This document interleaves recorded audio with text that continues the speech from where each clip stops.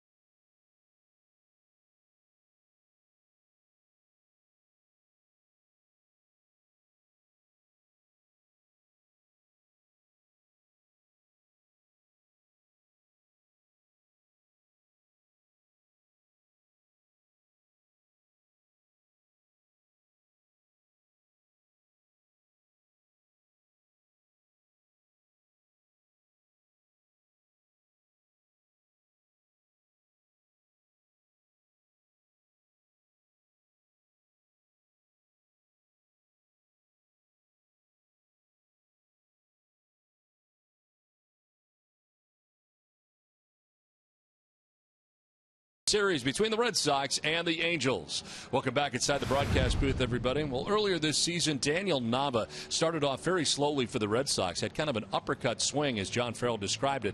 They made the switch for him swing-wise and first sent him down to AAA Pawtucket. Since his recall, it has been a much better swing, and as a result, a lot more line drives and hitting for better average. Prior to the All-Star break, in 53 games, Nava was hitting at .238, .329 since the break in 23 games with 7 extra base hits, and continues to get playing time for the Red Sox. Back in there tonight for Boston. Back in there for us is Gary Streisky with more. Gary? Yeah, Don, pop quiz time. Since June 2nd, which member of the Red Sox has the high batting average? Is it Dustin Pedroia? Is it David Ortiz? Yoenis Cespedes? He's got a small sample size. None of the above. It's actually Daniel Nava, and it was because he made those adjustments that you talked about, and so did John Farrell in our Geico quote of the day. And if the approach early on was to try to hit for more power, it took away from the average. And he's gotten back to, I think, a very consistent approach that he's been known for. To me, he's a more productive hitter currently than one who's going to sell out to try to drive the ball with more consistency. So, you know, I think by going to the plate looking to hit home runs, that's worked against him. But he's in a good place right now. He is in a good place, and that plays tonight in right field. This is Game 6 now of an 11-game homestand, and Daniel Nava already has multiple multi-hit games during that stretch, Dio. All right, Gary, thanks very much. Red Sox trying to get back on the winning track tonight. Game 2 is coming your way next on NESN.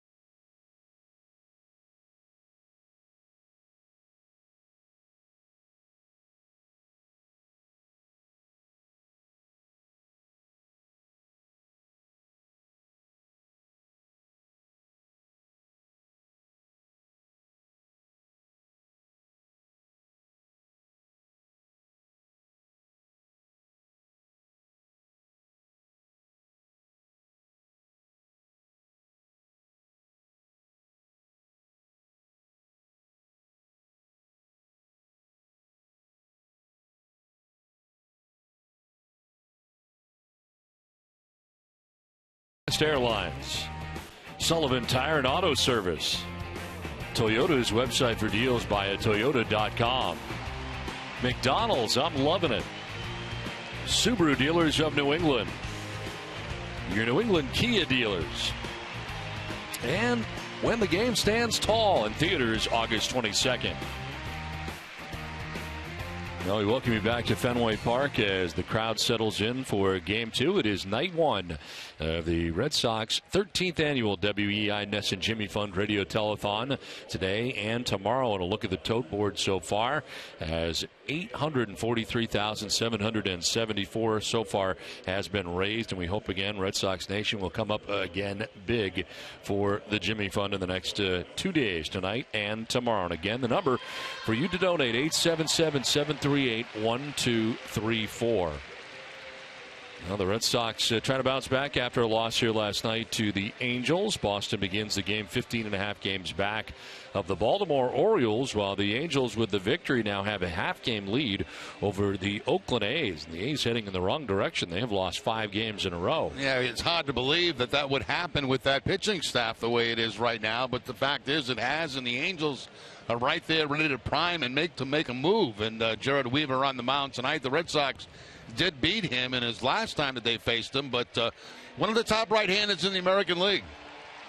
Well, the Red Sox take the field, led by their starter, Allen Webster. So let's check out the Los Angeles Angels starting 9. Cole Calhoun leads it off in right field with Mike Trout in center. It is Albert Pujols at first base, batting third. Josh Hamilton, who's had the last 2 days off, back in there for the Angels, and in left field. Howie Kendricks at second base with Eric Ibar at shortstop. David Freese, the former St. Louis Cardinal, at third base, bats 7th. Brendan Bosch, DH, bats 8th. And Rhode Island native Chris Iannetta does the catching, and he bats 9th. Tonight's Red Sox starting pitcher is presented by your New England Audi dealers. Experience the all-new 2015 Audi A3 today. Alan Webster making his 5th start of the year, 3-1 with a 4.79 earned run average, 16 walks, which has been a problem, to only 10 strikeouts. But batters hitting under 200 against Webster, and last time out against Los Angeles, 6 2/3 gave up only 2 runs in that outing. It was good and good enough for a win. The Red Sox defense is brought to you by Southwest Airlines. They are 9th in the American League in defense with 74 errors on the season. Will Middlebrooks will be at third base. Xander Bogaerts the shortstop. Dustin Pedroia at second. And Mike Napoli, the first baseman. Left to right, Daniel Nava, Mookie Betts, and Brock Holt. And Christian Vasquez doing the catching for Webster. Now the umpiring crew tonight. Tom Woodring has a play calling the balls and strikes. The crew chief Mike Winters at first base, Andy Fletcher at second base, and Mike Michlinski is the umpire at third. Beautiful conditions here tonight. 73 degrees, breeze in from right field at 5 miles per hour, and the forecast is for more of the same. Not a cloud in the sky right now, and that is expected for the remainder of the night. Lights are on here at Fenway, and the Red Sox in game 2 of the series against the Angels, and Webster getting ready for his 5th start of 2014. Yeah, good back-to-back wins. You mentioned the win against the Angels. Also had a win last time out against Houston when he went 6 innings in that game, giving up 5 hits and 3 earned runs. Cole Calhoun ready to lead it off here for the Angels. Calhoun impressed last night defensively in right field and showed off very good arm in right field. And leadoff hitter right now for the Angels. 295 hitter, 13 homers, 40 runs batted in for Calhoun. Webster ready with the first pitch of the ball game. And it is in there for strike 1, and we're underway. Now, Calhoun has been very good against Boston. See the numbers Thursday in the win against the Astros for Webster in a 6-inning effort. There's strike 2. A slider on the outside part of the plate. Calhoun was 2 for 3 against Webster when they faced each other in Anaheim. Calhoun 8 for 19 against the Red Sox so far this season at .421. Swing and a miss, and striking out is Calhoun. Now 3 pitches, 3 different pitches. A fastball, a slider, and a changeup to put away Calhoun. Changeup never really in the strike zone. Very low, about ankle high, and Calhoun chases it. So Webster strikes out the first Angel that he faces tonight. Here's Mike Trout. 291, 27 home runs, 87 runs batted in.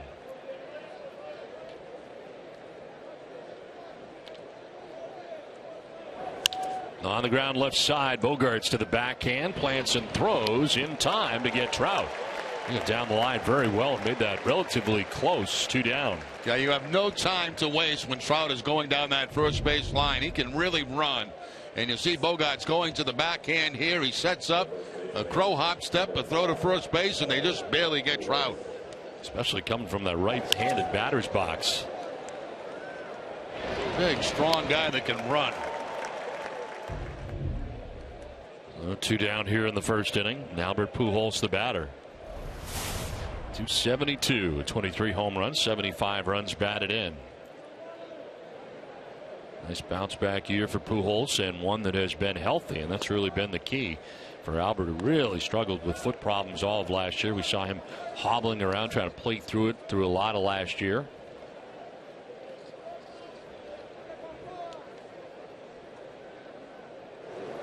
Swing and a miss, and a ball and a strike. A slider again that time from Webster to pick up a swing and miss from Pujols.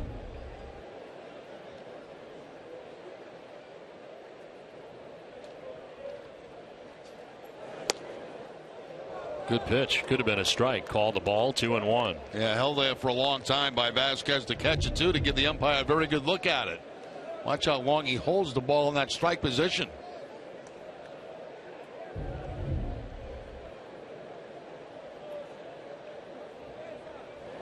Pujols gets another chance and drives it to left. It's going to be off the wall. Nava plays it quickly back in, holding Pujols to a single.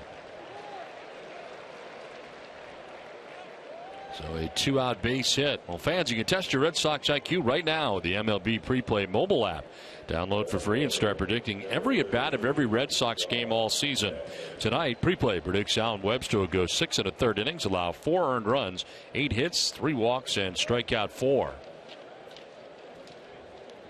Well, the Red Sox defensively going into the shift here. Josh Hamilton, who has missed the last 2 days.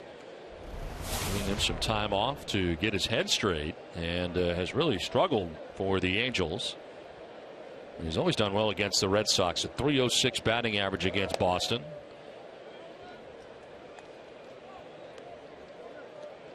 Since 2006, he has hit at .353 here at Fenway Park.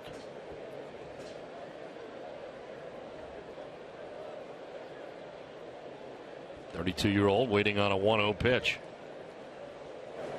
And then it's down by the shoe tops, 2-0. That series in Anaheim, the Red Sox really pitched him in tight for most of that series and had good success against Hamilton. How about the tough numbers for him in August? A 189 average in 14 games. Kind of leading up to those back-to-back games off.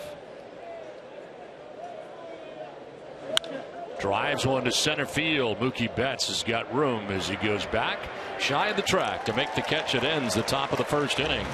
Angels don't score. Sox coming up.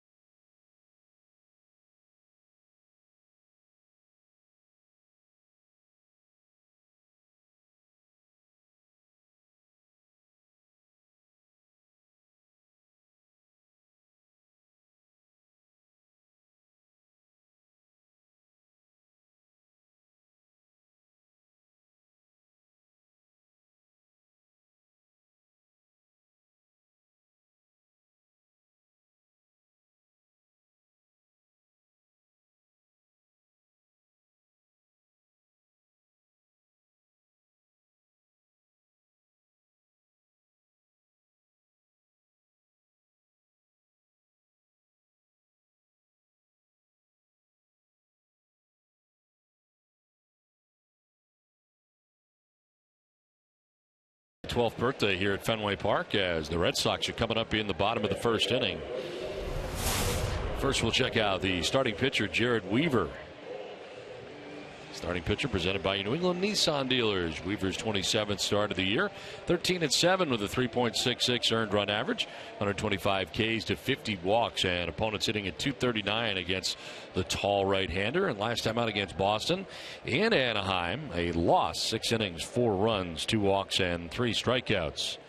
There's Brock Holt to lead it off. And Brock takes strike 1. With the 12-game hitting streak coming in, hitting in an even .300. 3 homers and 26 runs batted in. In there for strike 2.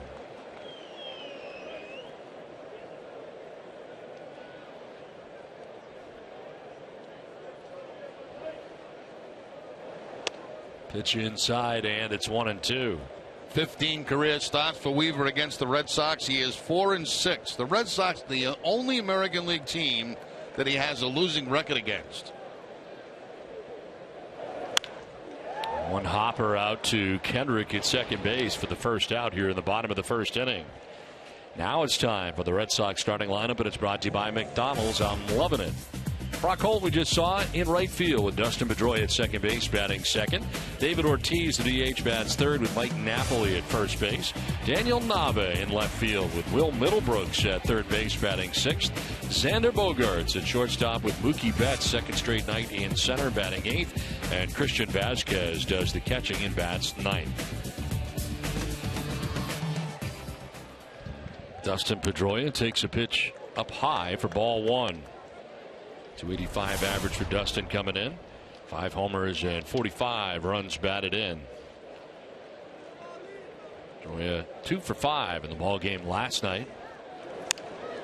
It's a foul fly down the left field line. Should reach the seats and does. Let's take a look at our Chevy key player. Dustin Pedroia leading the American League in batting, a .356 average since July the 23rd.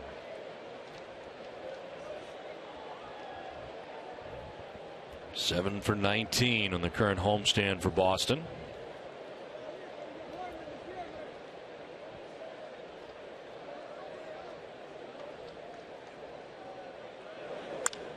To center field, Mike Trout headed back towards the warning track to make the catch. Now let's look at the Angels defense. They are third in the American League with only 63 errors on the season.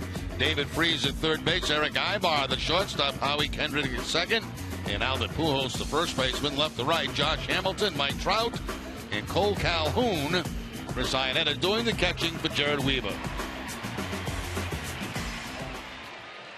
So 2 down here in the first inning for Big Papi David Ortiz, the Red Sox DH. Into the shift go the Angels on the right side of the infield. They bring Eric Ibar, the shortstop, also to the right. Big Papi at 253, 28 home runs, 91 runs batted in.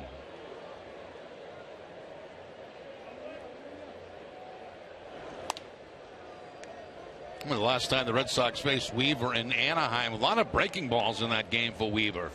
So far, a lot of fastballs here in the first inning.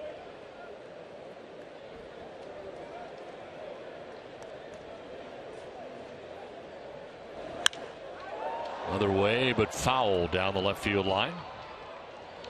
Enjoy the rich taste of Farmhouse Blend coffee from Cumberland Farms. It's made from 100% Arabica coffee for the perfect balance of aroma, body, and taste. Stop in today for a cup of do-it-yourself coffee perfection for only 99 cents, any size. 1-1 pitch to Big Papi. And a swing and a miss. Down and in to David. Slider that time from Weaver. Slider at about 88 miles an hour, going down and in.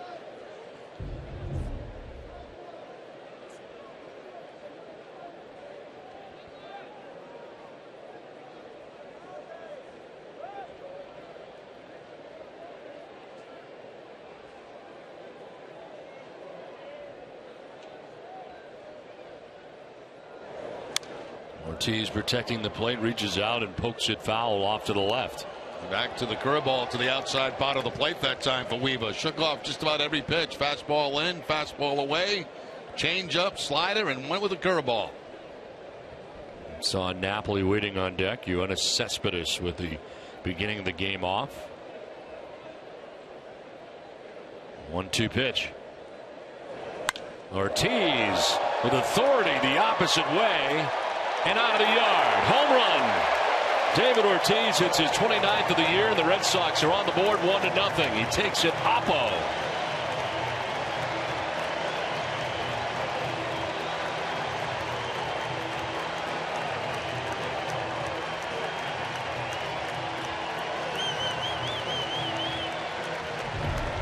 That is the 4th career home run David Ortiz has had against Jared Weaver.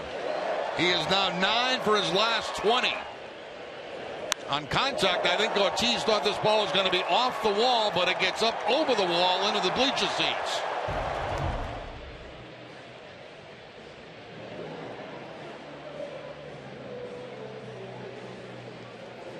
So a solo shot for Big Papi. Red Sox out to the 1-0 advantage. Now Mike Napoli.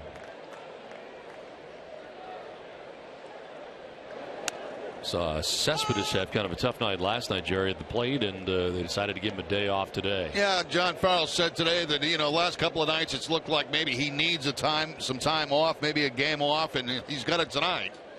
As you mentioned, at least to start the game. Napoli sliding up in the order, batting in the 4th spot behind Ortiz.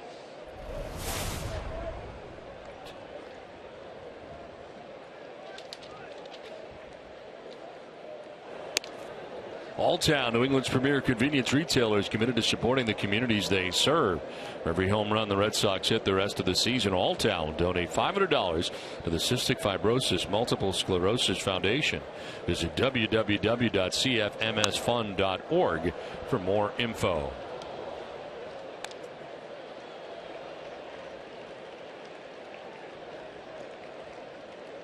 Jared Weaver giving up the 2-out home run to Ortiz. Mike Napoli has enjoyed success against Weaver also at .345 with 3 home runs.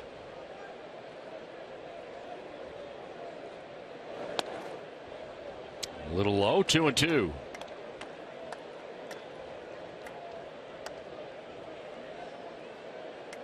Daniel Nava waiting on deck, 2 down here in the bottom of the 1st inning.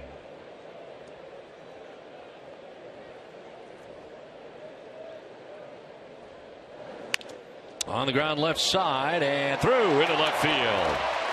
Napoli with a seeing eye single through that left side between Freese and Ibar. You mentioned on the home runs Napoli has had against Weaver, also carrying a very high average, .345 going into this at bat, just reaching out on a slider, and perfect location for Napoli to pick up that base hit.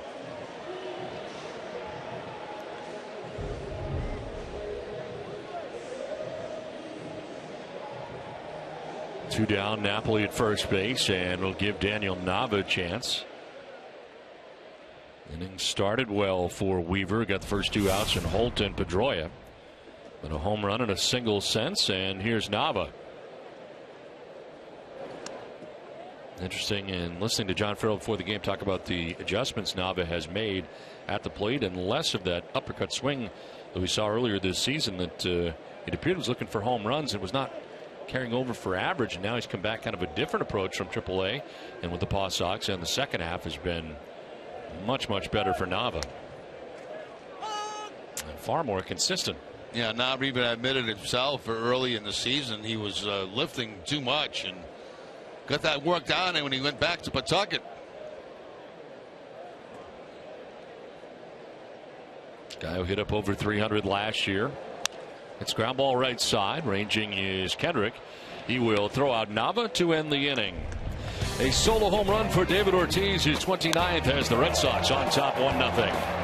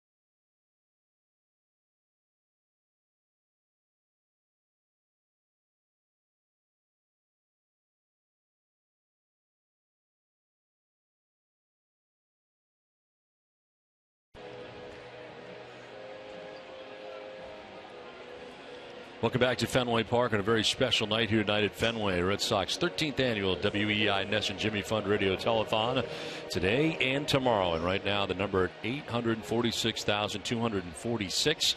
And we thank all of you who have donated and hope that more will over the next 24 to 36 hours as the Red Sox and Angels play on to the second inning. It is 1-0. Boston on top as Alan Webster back on the mound. It's great to have Colleen Sullivan with us from Walpole. Great to have you here, Hi, Colleen. Appreciate it. Thank you. Tell us a little bit about your story and how you found out about your situation. Tell us about your experience. Oh, sure. I am a teacher, a fifth grade teacher in Mansfield. And during February vacation, I was going to my routine checkup with my primary care physician. And she found a lump that was not there before, and immediately sent me for a breast mammogram and an ultrasound that day during a snowstorm. And from there, the wheels really quickly got moving to have a breast biopsy done. And then from there, I got hooked up with Dr. Burstein at Dana-Farber to decide what our next course of action was going to be. And from there, I had to have a double mastectomy in April, and then started chemotherapy immediately after that. And tomorrow is my last chemotherapy. Oh, that's great. My last one out of 8, so I'm very excited about that. That's great. That's great. And you're a mom of 3. I am. I have 3 daughters. So this had to be an extremely scary time for you in the beginning when you found out. Tell us what it was like to be at the Dana-Farber and how they helped you in the process. Oh, I really can't say enough about them. They are so wonderful. Each person on my team of doctors really helps me in any way, shape, and form. My doctor, my nurses will call me just to check up on me, see how I'm doing through this journey that I'm on. And they've really gone above and beyond anything I could have ever hoped for during this whole ordeal. Well, these are some of the stories that we're so glad that so many people are sharing with us. So it gives Red Sox Nation a chance that they already know about certainly the Jimmy Fund, but more about it as this one is lined into left field for a base hit.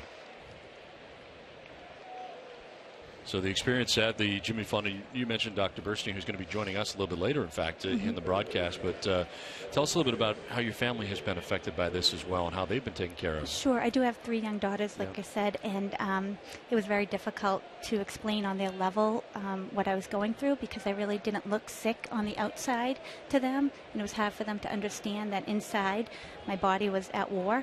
And so we had some picture books that we read, and through the guidance of experienced workers at Dana-Farber, they really helped me to explain it to their level, how that I was about to really tackle some big issues within my own body. And at first it was really difficult. We still have our moments, but much better than what it was back 6 months ago. They got plenty of support up here right behind you. I know. What would you say to some of the people out there who are thinking about donating to the Jimmy Fund today? Oh, please donate to Dana-Farber. The Jimmy Fund and Dana-Farber have given me my life. I'm going to go back to teaching in the fall. Actually, in 2 weeks, I'll be heading back and meeting my 5th graders and getting my normal life back. And that's really a tribute to them and how hard they've worked to help me get this far. I'm forever grateful. Why did you decide to go to the Dana-Farber as it turned out for your treatment? I mean, do you have choices? Yes.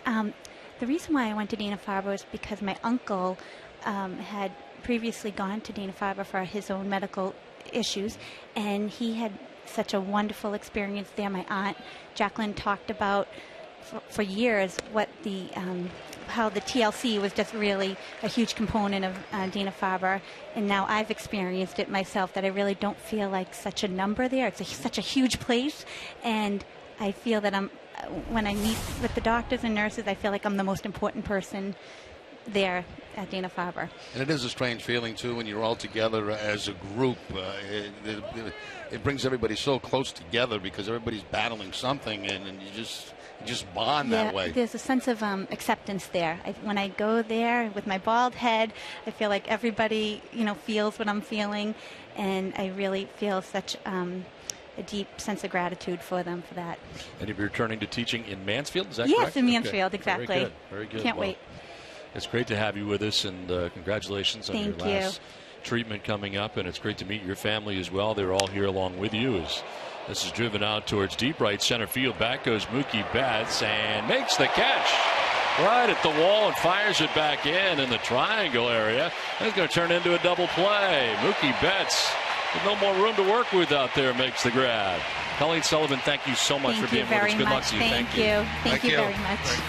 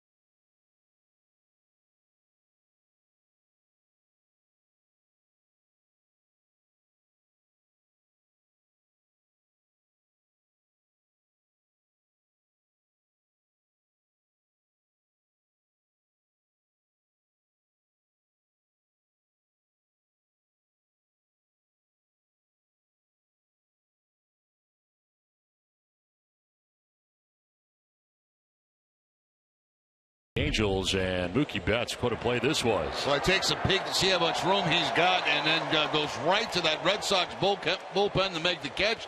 When he looked up, was almost surprised the runner was off. Turned to Pedroia. Pedroia goes to Napoli. They pick up the double play to end the inning. Nice play by Betts. Well, Middlebrooks leading it off here in the bottom of the second inning.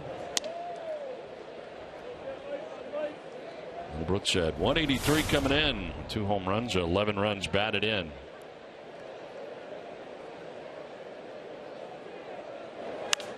Fly ball down the right field line, should reach the seats and will.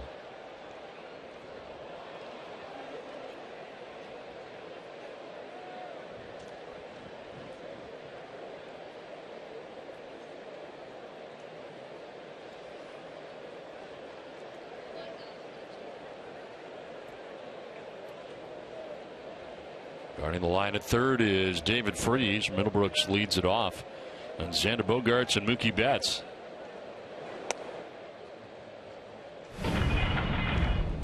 Well, last night, Will Middlebrooks making a fine defensive play as he takes extra bases away right there. Didn't even have time to cross over. Just lean and jump toward that right-hand side.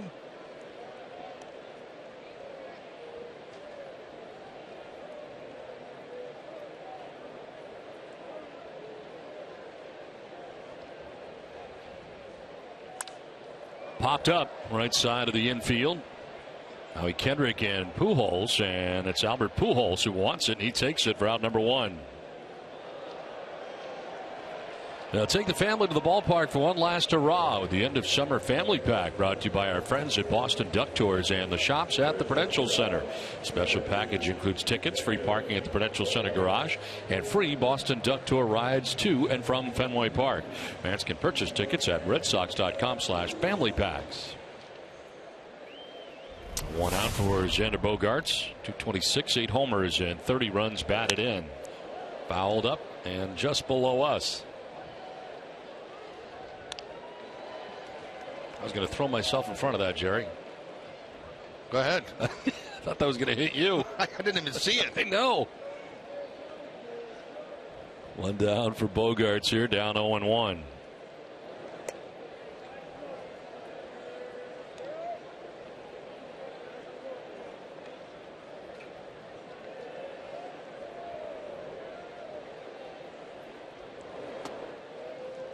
Strike two.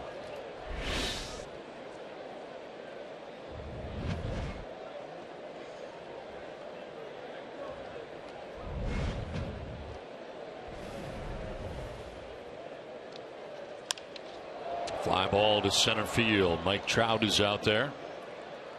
Handles out number 2 of the second inning. Berkshire Bank, America's most exciting bank. Visit BerkshireBank.com or one of our locations in New England, New York, and discover how big bank resources combined with small bank attention can help you find your exciting moments. Life is exciting. Let Berkshire Bank help.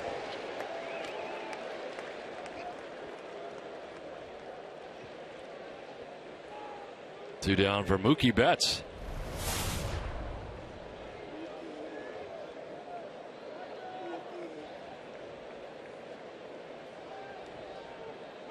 That's been a good catch out in center field last inning. Now bats for the first time tonight, and Weaver not happy with that delivery.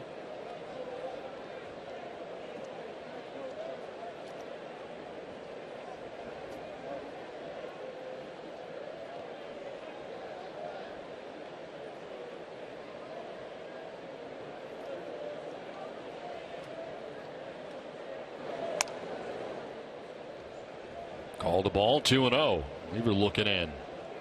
Don't blame him. That looked like a pretty good pitch right there. Iannetta having a few words with the home plate umpire, Woodring.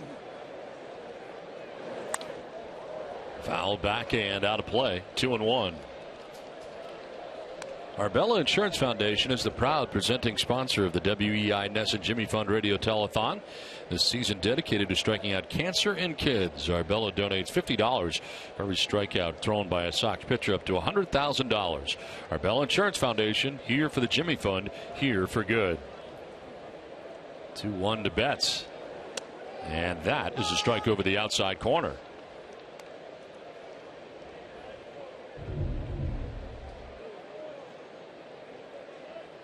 Eva going to the slider to the outside part of the plate to pick up the strike. Wide to left, and this is going to be a one-hopper to the wall. Hamilton plays the carom, but Betts into second base with a 2-out double.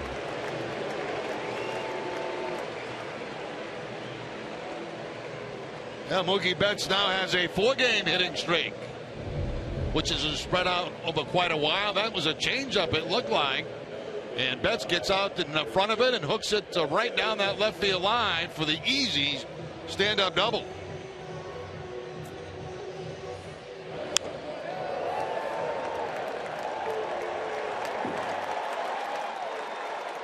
So far, very good game for Mookie Betts. The nice catch going out toward the Red Sox bullpen. And now the 2-out double to get in scoring position. Here's Christian Vasquez, and a nice night last night as he'll take a pitch outside. Vasquez with 2 hits last night, going 2 for 4 in the game. Hitting a .244 coming into tonight's game. No homers and 12 runs batted in.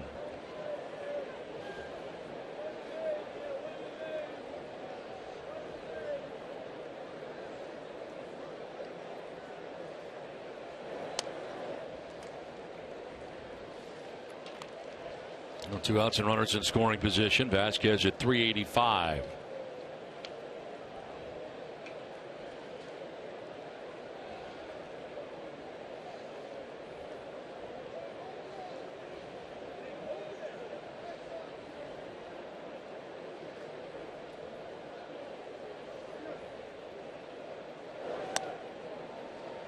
Little high, 3-0 to the number 9 man.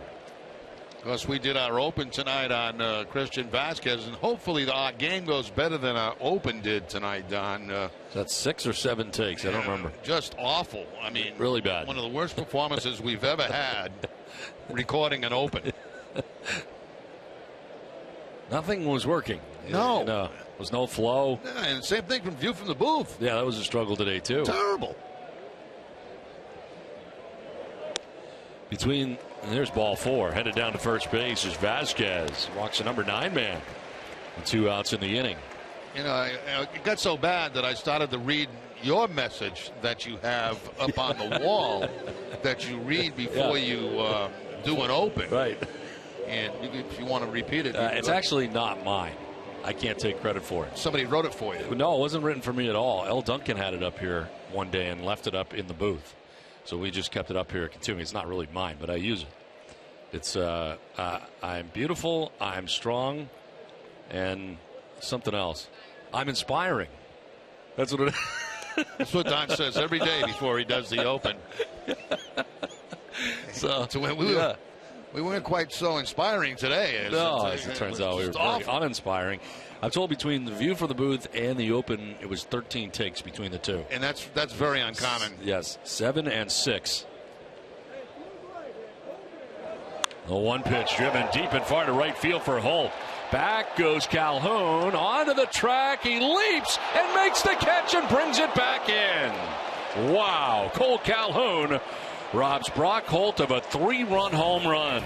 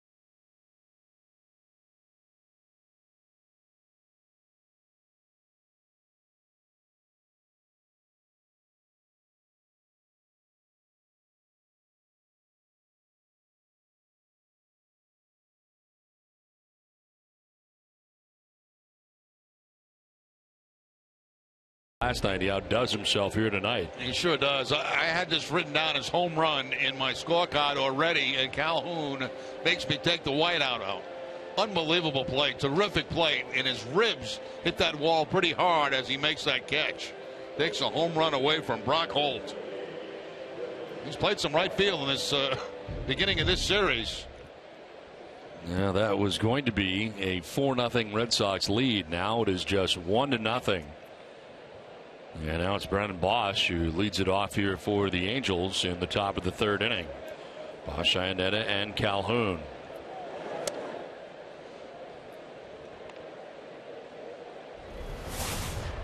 Bosch had 111, no homers and 2 runs batted in.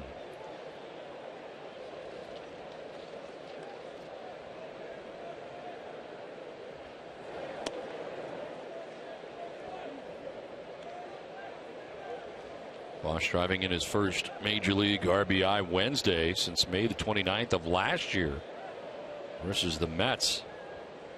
Bosch was with the Yankees for part of last year. Golfs hit foul off to the left out of play. 2-1. Bosch in a mini slump right now, 0 for his last 14. I'm not mistaken, didn't he come up with the Tigers? He did. And most of his major league time spent with Detroit.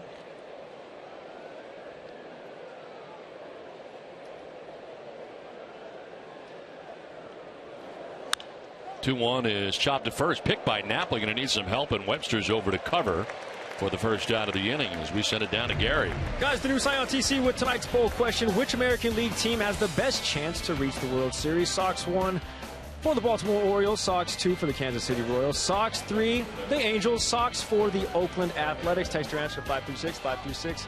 Message and data rates, those may apply. Text help if you need it. Visit NESN.com/terms for all that fun legal stuff, guys. All right, Gary, thanks very much. One down here in the third inning, and Chris Iannetta, the batter.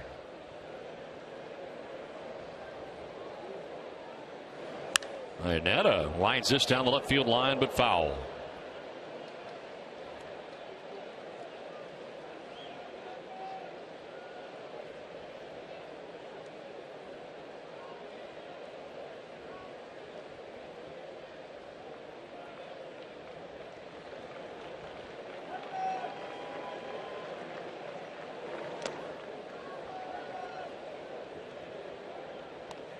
In 15 games against the Red Sox, Iannetta 16 for 50 at 320. His batting average with 8 RBIs.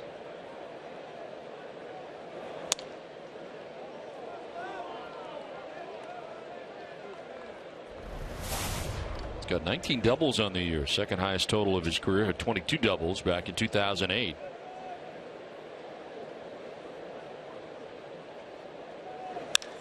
Drives one out towards center field. Mookie Betts is going to get there. It's going to one-hop the wall. Betts will play the carom. Iannetta headed for second base. Throw off the mark, and he is into second base standing. Webster, the pitcher, backed up that throw as Betts missed the cutoff man, and Iannetta's got himself a one-out double. Speaking of doubles, that's the 20th now of the year. That fastball, a two-seamer that went inside to Iannetta, and he's able to hit the ball very hard out toward the 379. Had a hit off Webster in that game in Anaheim, and now 1 for 1 here in this ball game. Scoring position at second base with one out.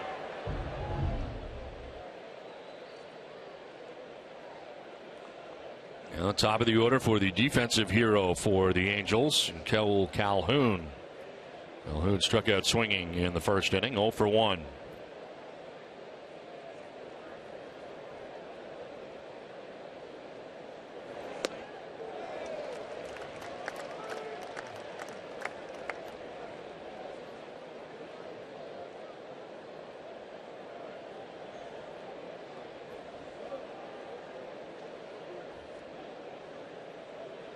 Calhoun made a very nice catch last night and throw tonight, outdoing himself with a play at the fence. And keep in mind, this is his first appearance ever at Fenway Park, one of the game's toughest right fields, if not the toughest. Pitch up and away, 1-1.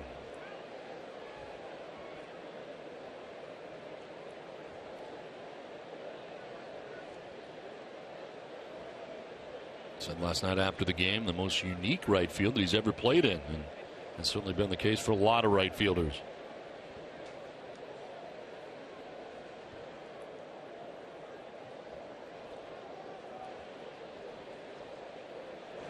One fouled off, 1-2.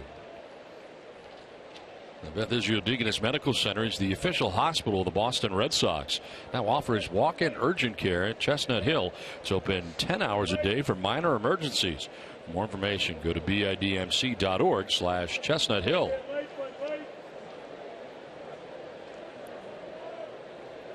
One out, Iannetta at second base, and Cole Calhoun with a count of 1-2.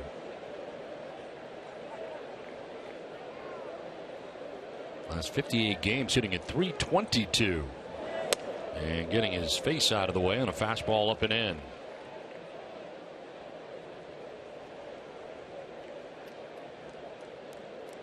He's got a .522 slugging percentage, batting leadoff, just tops in the American League. And his on base percentage of .369, ranked second in the league. Got kind of the unique combination of being able to get on base but also have power. 13 home runs for Calhoun. And he fouls it off to the left out of play. Yeah, seeing a lot of that, in baseball. If you don't have a legitimate stolen base guy, you put somebody up there with a high on base percentage. Guys that can hit some home runs like Calhoun can.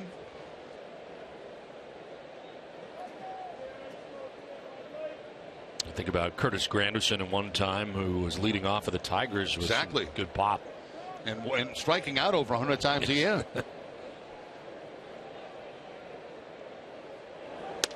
Straightens him up on a pitch inside, full count.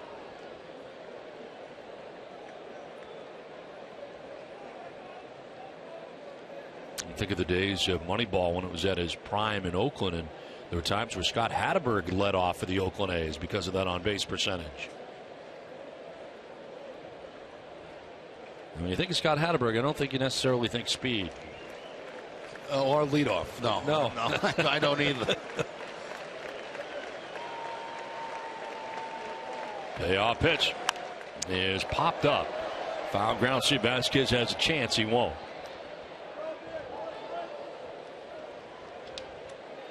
Local Dunkin' Donuts franchisees are proud to give back to the communities in which they live and work. Thousands of kids have had the chance to catch a free Sox game thanks to Dunkin' Donuts. Tonight we welcome the Somerville YMCA to historic Fenway Park. Dunkin' Donuts, committed to the community. Well, nice night to be at Fenway Park. Very comfortable conditions tonight. We started at 73 degrees. Yeah, these last couple of nights have been spectacular here at the ballpark. One down, Iannetta at second base. Calhoun waiting on another payoff pitch. Pitch 8 of the at bat. Webster backs off. First time up, he struck out on 3 pitches. Now he's hanging around to see an 8th pitch.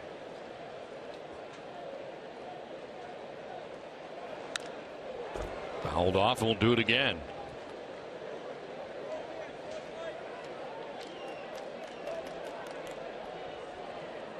And out goes Vasquez to talk to Webster. Now, last time they struck him out was on a changeup. That was back in the first inning when he struck out on 3 pitches. But as you mentioned, Don, a much different at bat right here. He's seen about everything.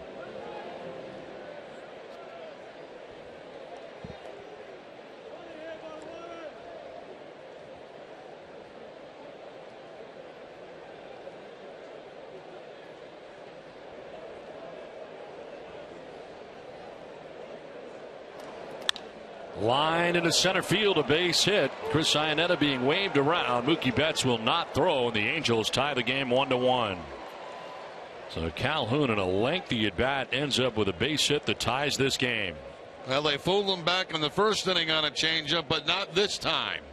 After a discussion on the mound, they go back to the off-speed pitch. It's going to be a little bit higher in the zone. It's away, but he hooks it back up the middle for the base hit, and Iannetta scores with no problem. 1-1 ball game.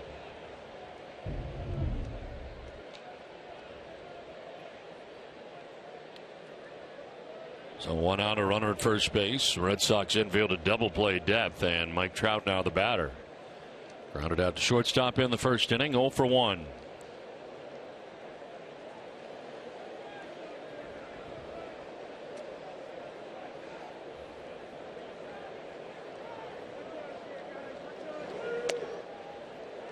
In there for strike 1. Tonight's Cold Hard Facts are brought to you by Frost Brewed Coors Light. Mike Trout and Frank Robinson are the only 2 players in baseball history with 3 seasons of 25 doubles, 25 home runs, and 5 triples before the age of 23.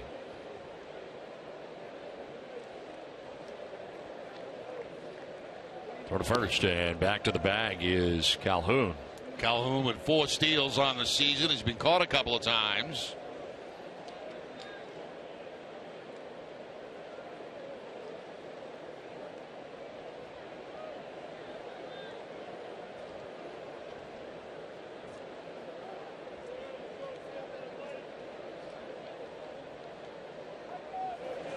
Swing and a miss for Trout. Pitch headed downward. That's the changeup again. A much better changeup than what he threw to Calhoun for the base hit. This one had a little movement on it, dipping down and out of the strike zone.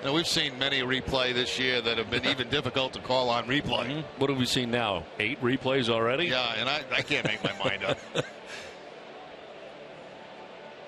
I think he may be safe. If you go by the back of the glove rule, yeah, then I think he's in there.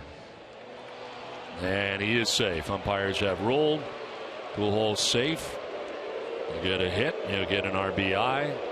Scoring was Trout. It's 3-1 Angels. So overturned on the challenge by Mike Scioscia. Well, you got to give Pujols some credit too for hustling down the line the way that he did. But there's the reaction from Middlebrooks. He knows he made a great play, but Pujols also knew at first base that he had beat it.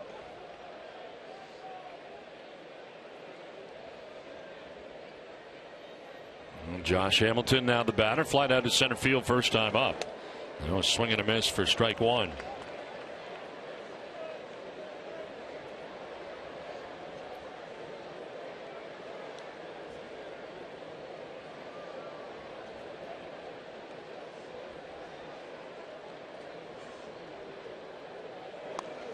And he gets hit.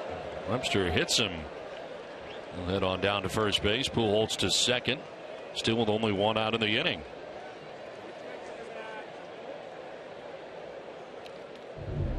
Webster tries the slider, but overthrows it, and it comes up and bounces and hits Hamilton. And he'll make his way down to first base. Juan Nieves is making his way out to the mound to have a conversation with Webster. Doesn't want this inning getting out of hand. Already 3 runs in. Looking for the best deal on tires? There is only one place to go. Town Fair Tire. The best prices and great free services, because nobody beats Town Fair Tire. Nobody.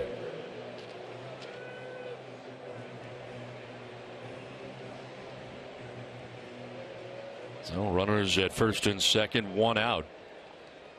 Webster got the first out of the inning, but the double by Iannetta, single by Calhoun to drive in a run, a triple by Trout, a single by Pujols driving another run. And Hamilton hit by a pitch. Now Howie Kendrick grounded back to the mound in the second inning.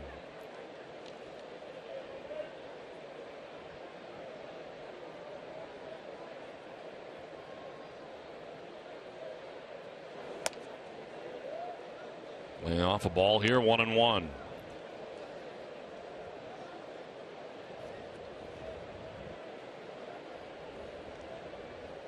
.404 since June the 24th with runners in scoring position.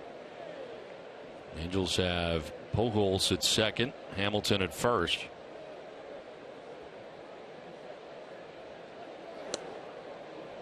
Outside ball 2, 2-1.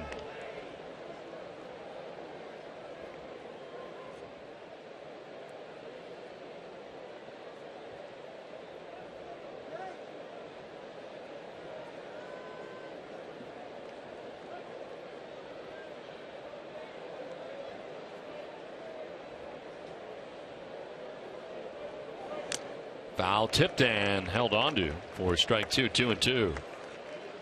Kendrick helping out a little bit that time by chasing a fastball that was a little bit out of the strike zone. Away from Kendrick.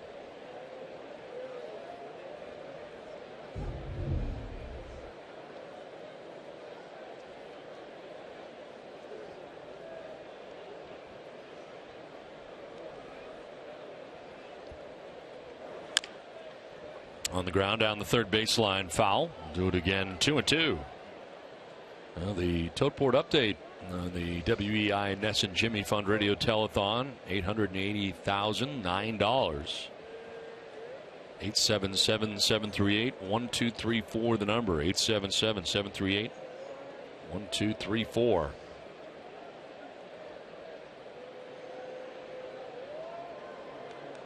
A 2-2 pitch coming to Howie Kendrick.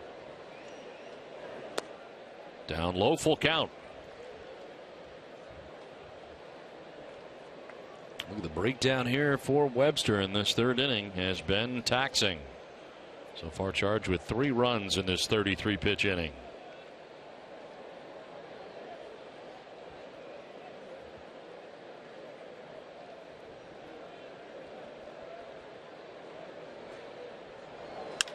On the ground towards second, could be two. Pedroia to second for one. On to first for two. Much needed, but 3 runs in the inning for the Angels, who lead it 3-1.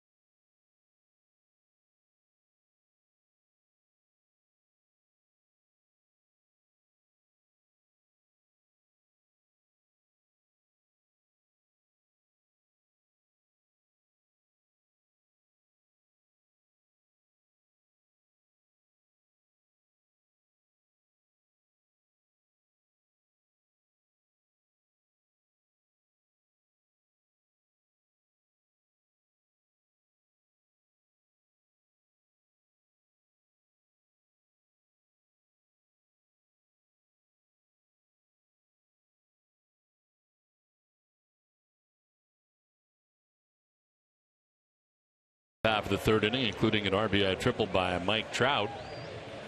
And the Angels lead by 2. Red Sox coming to bat here in the bottom of the third inning. Jared Weaver's got a lead for the first time tonight, and he's got to deal with 2, 3, and 4 in the Red Sox order. And as Dustin Pedroia takes strike 1. Dustin flying out to the warning track in center field, but Mike Trout made the catch out there in the first inning.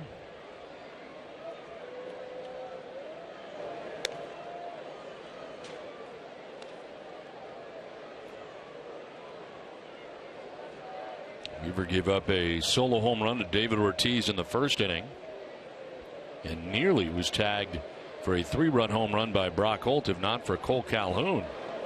Making the catch, bringing it back in the yard, leaning over the Angels bullpen wall to bring it back in. So instead of 4-0 Red Sox, it is now 3-1 Angels. 2-1 pitch. Rolled over foul, 2-2.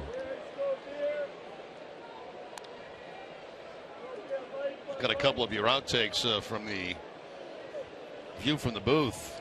View from the booth or the open? Pitchers sometimes go out and they warm up and they have a bad bullpen, but yes, they have a good game. Hopefully that's the case. Now, so far so good based on the bullpen was not very good. Bullpen was not good. 2-2 lined and caught at third base by David Freese. Pedroia with a hot shot, 1 out in the inning. Well, it's game 2 of a 4. No, it's not. What was that game 2? Oh, it was game 2 of a 4-game series. Well, it's game 2 of a 4-game series between the Red Sox and the Angels. But the really important thing here tonight, the Jimmy Radio. Those are 2 of my best. Those 2 of the 14. Yes, that was. Couldn't get the right day. Couldn't get the right. It was a mess. No, it was. Ortiz fouling it off to the left out of play. I would say combined in 14 years now, Don? Yes. 14 years combined between view from the booth and open, today had to be the all-time worst. I would agree. Both combined. Usually, sometimes one's bad and the other one's fine. Yeah. They were both bad. I mean, a lot of times one takers. Yeah. Most of the time, I'd say we're one takers. Yeah. This was just horrible. This is to center field. Trout will not get there. Gets in for a base hit for Big Papi. Is now 2 for 2 in the game. Let's time for my view today, Jerry, and took a walk out today to the Jimmy Fund Radio Telethon. Let's look behind the scenes. All the volunteers working so very hard as they do. And Jamison Coyle, Bill Jaffe were at the desk at the time. And you get to see a little bit behind the scenes there in the kind of a green room of sorts, getting ready to come on, either there or on WEEI. And tomorrow I'll be hosting along with my friend Gary Streisky tomorrow from 2 to 4. Be Gary's first time hosting the Jimmy Fund Radio Telethon tomorrow, so I'm sure Gary's looking forward to that. And we hope again that you will make a donation tonight to the Jimmy Fund, as 2 special days here for us and for WEEI. Swing and a miss for Mike Napoli. And later on we'll hear from one of the doctors, Dr. Hal Burstein, scheduled to visit with us. Already heard from one of the patients. The stories are amazing. Napoli with a single in the first inning. Now sends it foul off to the right and is down 0-2.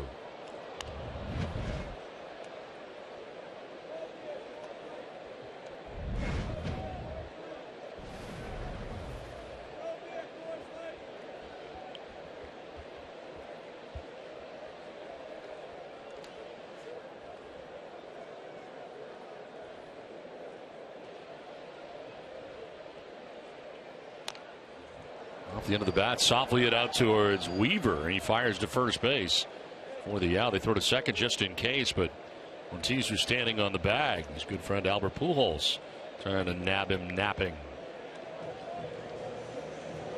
RBI Baseball is back with all 30 MLB teams and 2014 players. Get the retro 2-button style baseball game you've been missing. Visit RBIGame.com for more details and download today on your console and mobile device.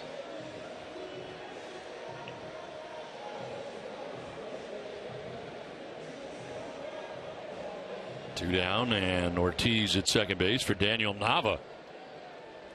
Grounded out to second base in the first inning, 0 for 1.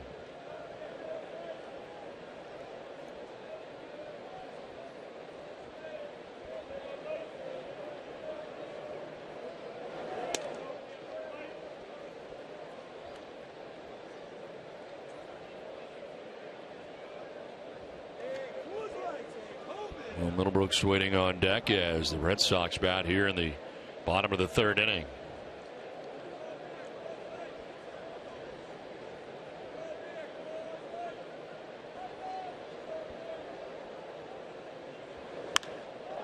In the air to center field, struck well. Trout backpedaling to the dirt of the track to make the catch that ends the inning. Red Sox leave Ortiz at second and trail 3-1.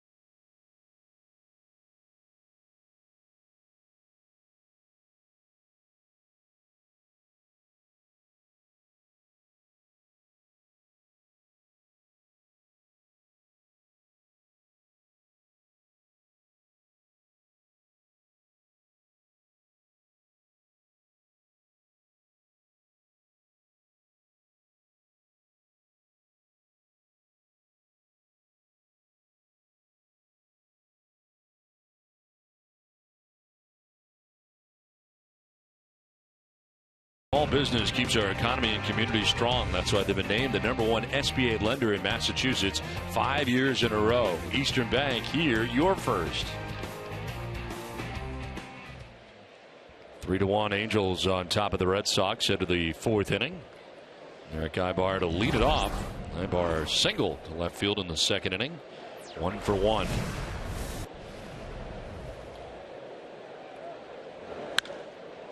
Line and caught by Pedroia at second base. Let's send it down to Gary. All right, here with my guy Curvan Alador, hanging out with us here. You'd spent some time with the Jimmy Fund, Dana Farber. It's 2005, 2006. You play basketball. You were lifting weights. You weren't feeling too good. Take us back a couple years ago, how you got the diagnosis. Well, it's a funny story, actually. I went to Northeastern, and they had this big glass gym. It was the Marino Center, and a lot of the kids used to go there and play basketball. But there was this older alum who was there, and he swore he was Magic Johnson. Like, he wore the short shorts, the headband, the jersey, everything. Yeah. So one day we were playing, he was talking, I was talking back, and something happened, and I thought I had twisted my knee or something and just landed on his foot. Didn't think anything of it. My knee got swollen. I put some ice on it, took some ibuprofen. After like 2-3 months, nothing changed. And so finally my friend was like, we have to go to the hospital right now to get it checked out because it was just getting worse. And as time went on, they started doing regular tests like x-rays, and then they said something's weird here. They started doing blood tests, and by the end of the night, they had confirmed that I had cancer. And it was osteosarcoma, correct? Osteosarcoma. So we're standing here. You play basketball, like you were saying. You lift weights. That's one of your hobbies. You had to do some chemo. You had to have an amputation. Take us through that. How did Dana Farber help you? How did the Jimmy Fund help you with all that process? Because, I mean, here you are, a 20-year-old athletic, healthy guy, and then all of a sudden this just hits you. Well, I think the Jimmy Fund, number one, their research, unmatched. In terms of their ability to diagnose and treat, unmatched. But I think what really makes the Jimmy Fund special is that they make sure you're not broken. Like, when you go through it, you feel like you're getting kind of another family. It becomes your home away from home. So, like, when everything is done, you can go back to your normal life. A lot of times you could go back better than when you went in, as hard as that is to imagine. You talk about family like that. It's kind of ironic because, of course, you think osteosarcoma, amputation, cancer, those are big major words, but it was just a minor setback for a major comeback. Talk to us about what just recently happened. Recently engaged, right? I think the fiance is Yes, that's her behind me with the fries. So recently, and it's actually funny, so recently we went out to Maine. There was this bed and breakfast that we both really loved. I had set up a whole surprise weekend, and we went out to this bridge, and at sunrise I decided I wanted to start the day not single anymore, so I proposed to her. And one of the first things I did, I emailed my mother, my sister, my closest friends, and my Jimmy Fund nurses. So that's what I mean when I say you feel like you have another family. How was that support system? Because obviously you get floored with this information, and then all of a sudden the clinics and the hospitals, those are your new homes now because you're there, you're getting the treatment, and it's built you up to become the man you are right now, right? Well, it's kind of like work also. You want to work with people you like because you spend so much time there. And the Jimmy Fund did a great job of making sure that the people there are people that you're going to like. They're people that are going to care about you. They're people who aren't just going to clock in and do their job. They're people that are going to make sure you feel comfortable and that you're happy and that they're doing everything they can to help you through this difficult time. And what do you think about the WEI Nesson Radio Telethon, obviously in its 13th year now? And the dollar amount just keeps on rising. You got to like seeing that, of course, being a patient there with them, seeing all of the good that it does. Pretty good to see that continue to happen. Well, I mean, like you said, cancer, all those words, they're big words, and big words tend to be expensive. And every dollar donated actually does go to helping someone. Someone like me, someone like the other kids who are interviewed, it helps them survive, it helps them thrive, it helps them get better. And on top of that, it's great to see so many people care because it's not just 1, 2, 3 people making huge donations. It's regular people like myself, a lot of regular people making small donations. And every dollar not only helps, but it lets the people who are going through treatment know there are people out there who care.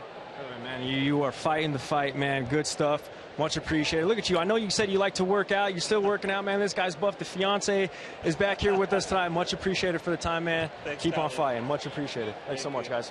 Don, Jerry. All right, Gary, thanks very much. Inspiring story, and best to him. 0-2 pitch coming in here after a triple by David Freese and a ball. And center field, the Betts gambled on. I guess that's one of the things he's going to have to learn out there in center field as that turns into a triple. Yeah, I think that he got trapped into a situation where he didn't know whether to stay back or go for it, and then ended up diving very early, and the ball got by him for 3 bases. He's at third with 1 down. Brennan Bosch, the batter, with a count of 1-2.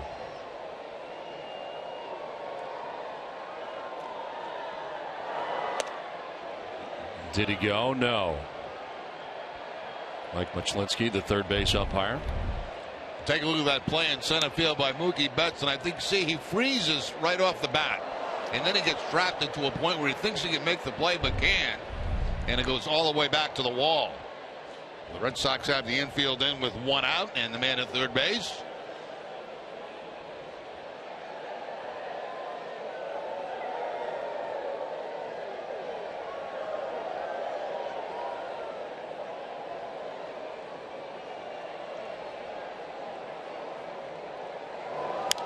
Fouled off to the left, out of play.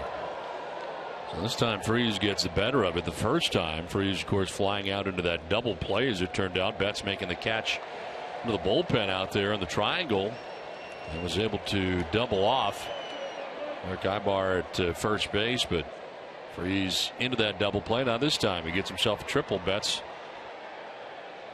having it get by him. Infield in for Boston with 1 out here in the 4th inning.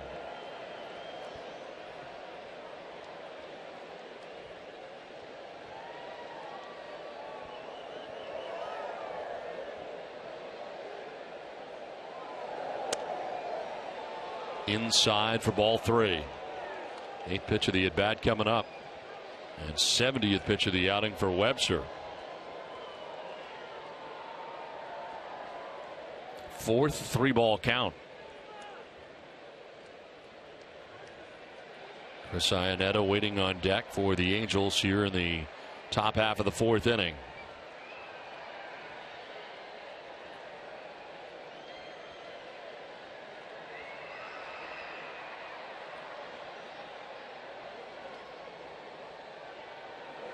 Swing and a miss, and he strikes out Bosch. Needed that. Second K for Allen Webster, 2 down. He's proven tonight that he's not afraid to go to that changeup on 3-2 counts. You got Calhoun to start the game off with a swing and a miss on a changeup, and now on a 3-2 count gets Bosch on the changeup for a strikeout. A big strikeout. Now the infield can move back with 2 outs. Make Insurance, great service, great coverage, and a great price for auto, home, or life insurance. 2 outs. Freeze at third. Chris Iannetta the batter. And a swing and a miss for strike 1. Iannetta doubling and scoring in the 3rd inning. He got that inning started. And Angels leading hitter with runners in scoring position.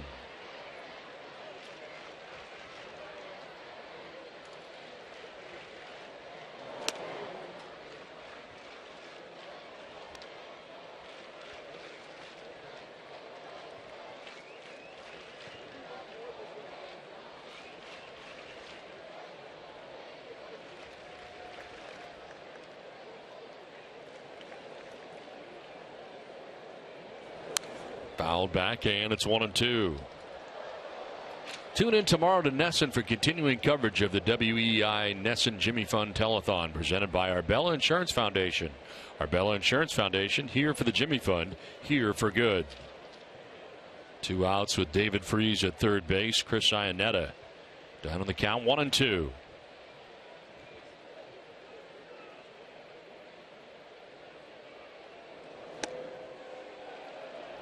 Close pitch, called a ball.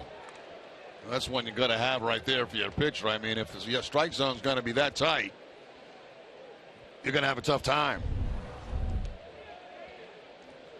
Looks like Webster makes a very good pitch there at 89 miles an hour on the corner, but doesn't get the call.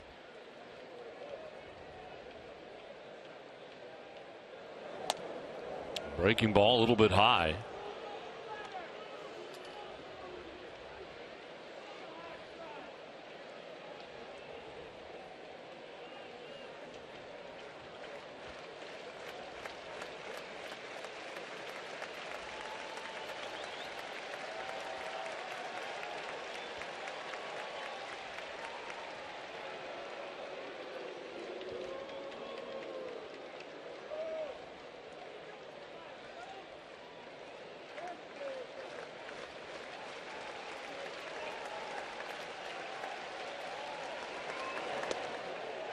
Ball 4. Some close pitches in there, but he ends up walking Iannetta.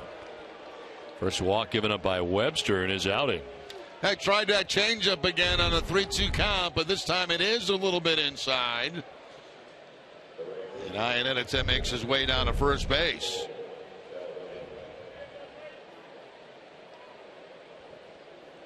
Now he's got to deal with Cole Calhoun, who has struck out and singled to drive in a run.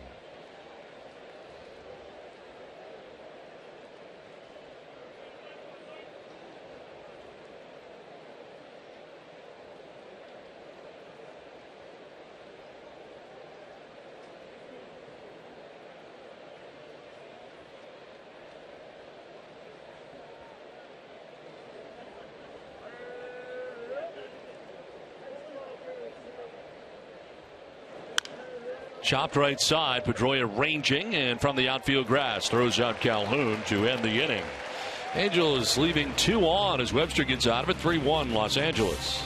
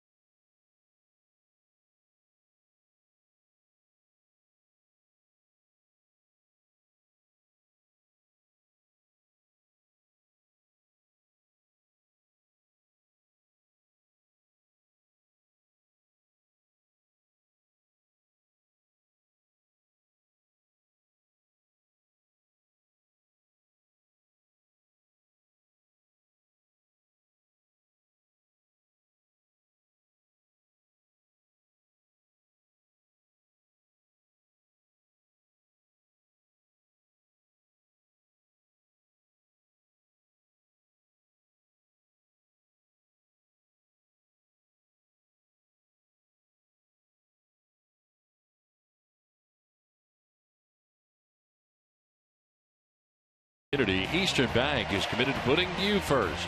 Learn all the ways Eastern puts you first at easternbank.com. Now it's on to the bottom of the 4th inning. Back at Fenway, 3-1. Angels have the lead. Now hitting the Red Sox 7-4 as Will Middlebrooks leads it off and takes strike 1. Middlebrooks popping out to Albert Pujols at first base in the 2nd inning.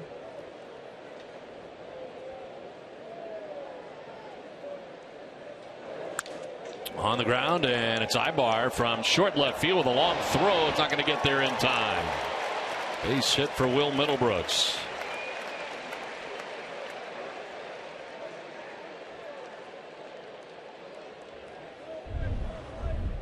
From where Ibar got this ball, it's just about impossible to throw anybody out going to first base. I mean, a nice effort, that jump throw to first base, but Pujols coming off the bag to make sure the ball does not get by him. Looks like Middlebrooks may have grabbed the hamstring in his right leg when he arrived. I agree, Don. It looked like he was a little ginger as he went across that first base bag.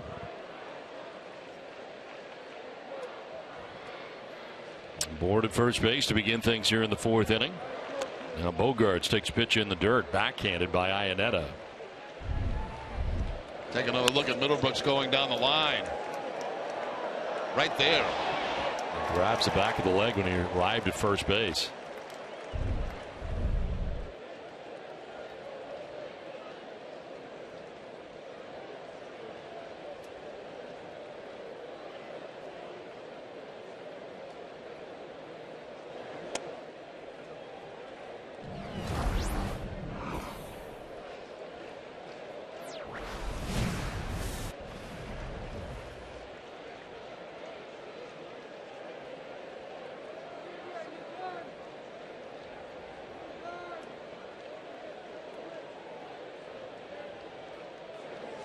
Swing and a miss, 2-1.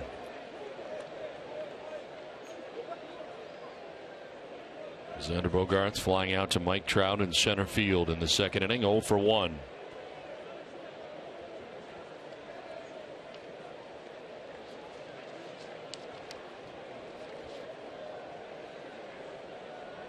Now 0 for 5 in the series.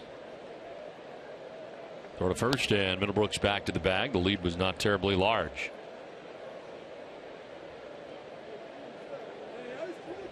One for 1 this year for Middlebrooks. Still trying to stretch it out over there at first base.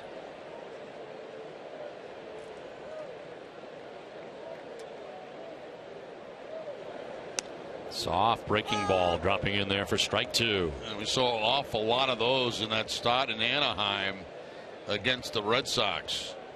Slow curveballs.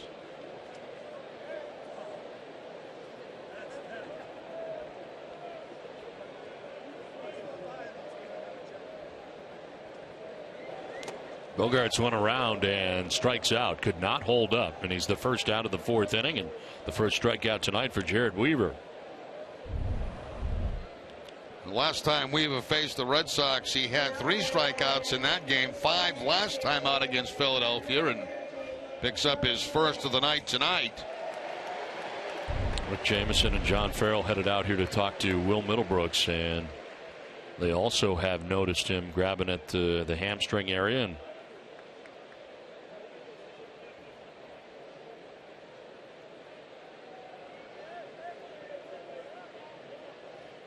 he's coming out of this game.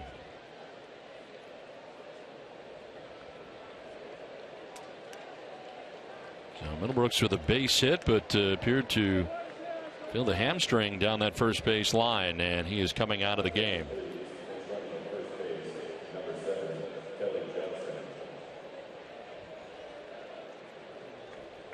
So Kelly Johnson will take over at first base for him. You see him grabbing the back of the leg. You pulled up earlier than that, even from the full sprint. And tried to stretch it out while he was at first base, but obviously to no avail. So the injury bug continues for Will Middlebrooks.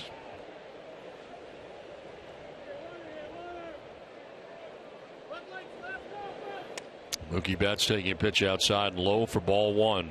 He doubled in the second inning. One of the 5 Red Sox hits tonight off Jared Weaver.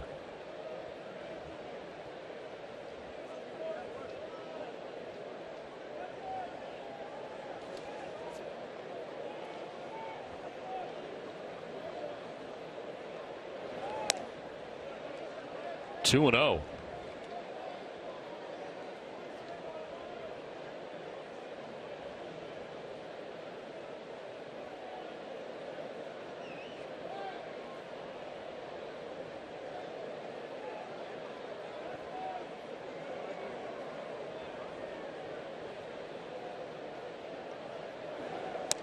That'll drop in there for a strike right down the middle. We've been going to the breaking ball on the 2-0 count. No fastball for Betts there.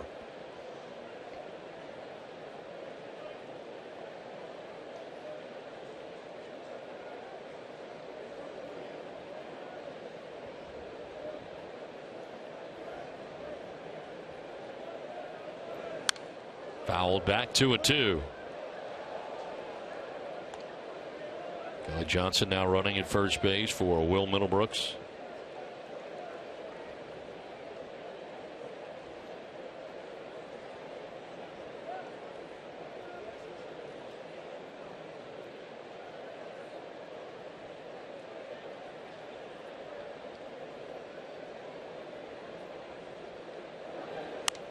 Popped up right side as Pujols steps into foul ground and handles out number 2. Ace Ticket, the official Red Sox ticket partner, has the best seats at the lowest prices to all the games at Fenway, all the 200% guarantee. Right now, Ace Ticket has special savings on all Red Sox games. Treat yourself or someone special. Visit Ace Ticket or call 1-800-MY-SEATS. 1-2 away, and Christian Vazquez coming up. Walked in the second inning.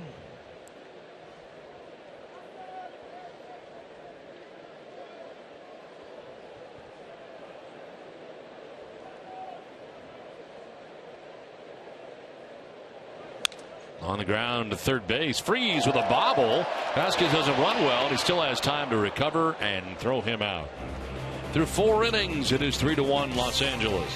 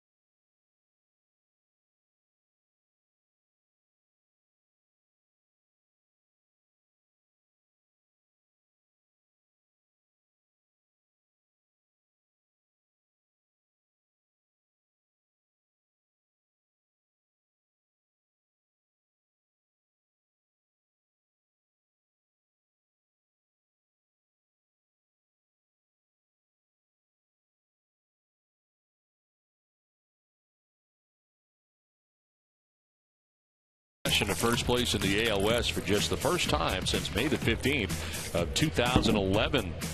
Twisted Tea Hard Iced Tea. Use the refreshing hard iced tea. Tastes like real iced tea. Be a little twisted. Fifth inning back at Fenway with the Angels on top of the Red Sox 3-1. Taking over at third base defensively is Kelly Johnson after pinch running for Will Middlebrooks. Mike Trout leading it off here for the Angels in the top of the 5th inning. Trout 1 for 2 with an RBI triple.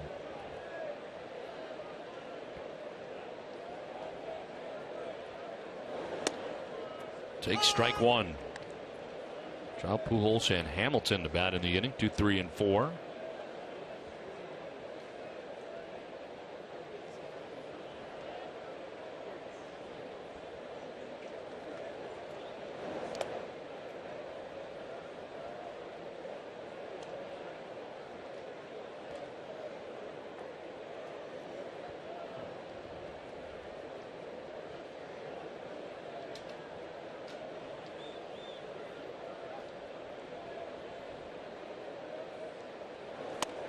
Almost got hit on a pitch running in.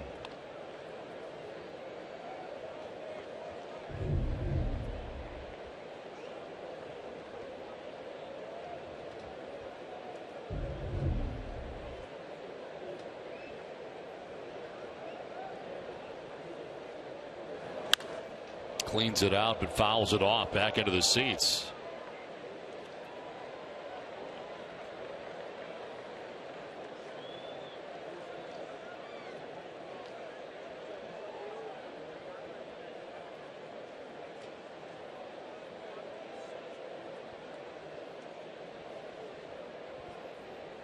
Pujols waiting on deck as the Angels bat here in the 5th inning.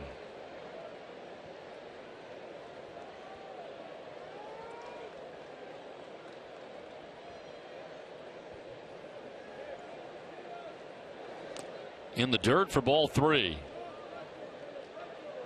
Well, the Baltimore Orioles starting the night with a 7.5 game lead over the Yankees atop the American League East.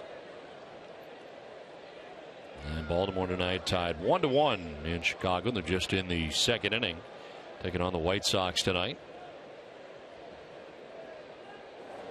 Swing and a miss, and Trout thought he foul tipped it, but not according to home plate umpire Tom Woodring. He's rung up. Third K for Webster. There's another one of those 2-strike changeups from Webster to get the strikeout.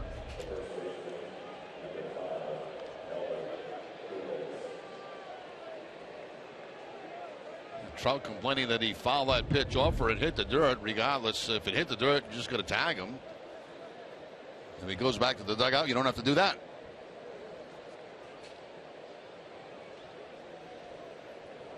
So one down here in the fifth. Albert Pujols the batter. 2 for 2 in the game. Pujols with a single in the first inning, a single in the third inning, and he was driven in a run. 76 RBIs now in the year for Pujols.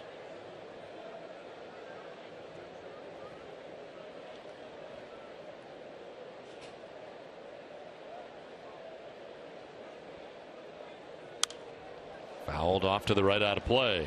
Let's take a look at tonight's list, brought to you by Benjamin Moore. Players with a career .315 or better batting average and 500 plus home runs. Babe Ruth, Jimmy Fox, Ted Williams, and Albert Pujols. Pujols with a .318 average and 515 home runs. Gets the arms out of the way and takes ball 2.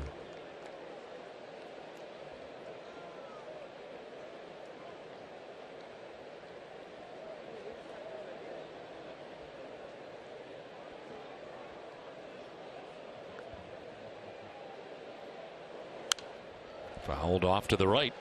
Let's update the tote board tonight in the WEI Nesson Jimmy Fund Radio Telethon. $897,030. Thank all of you who have donated and hope more of you will tonight and tomorrow. 13th annual Jimmy Fund Radio Telethon. 2-2 is in the dirt. Full count.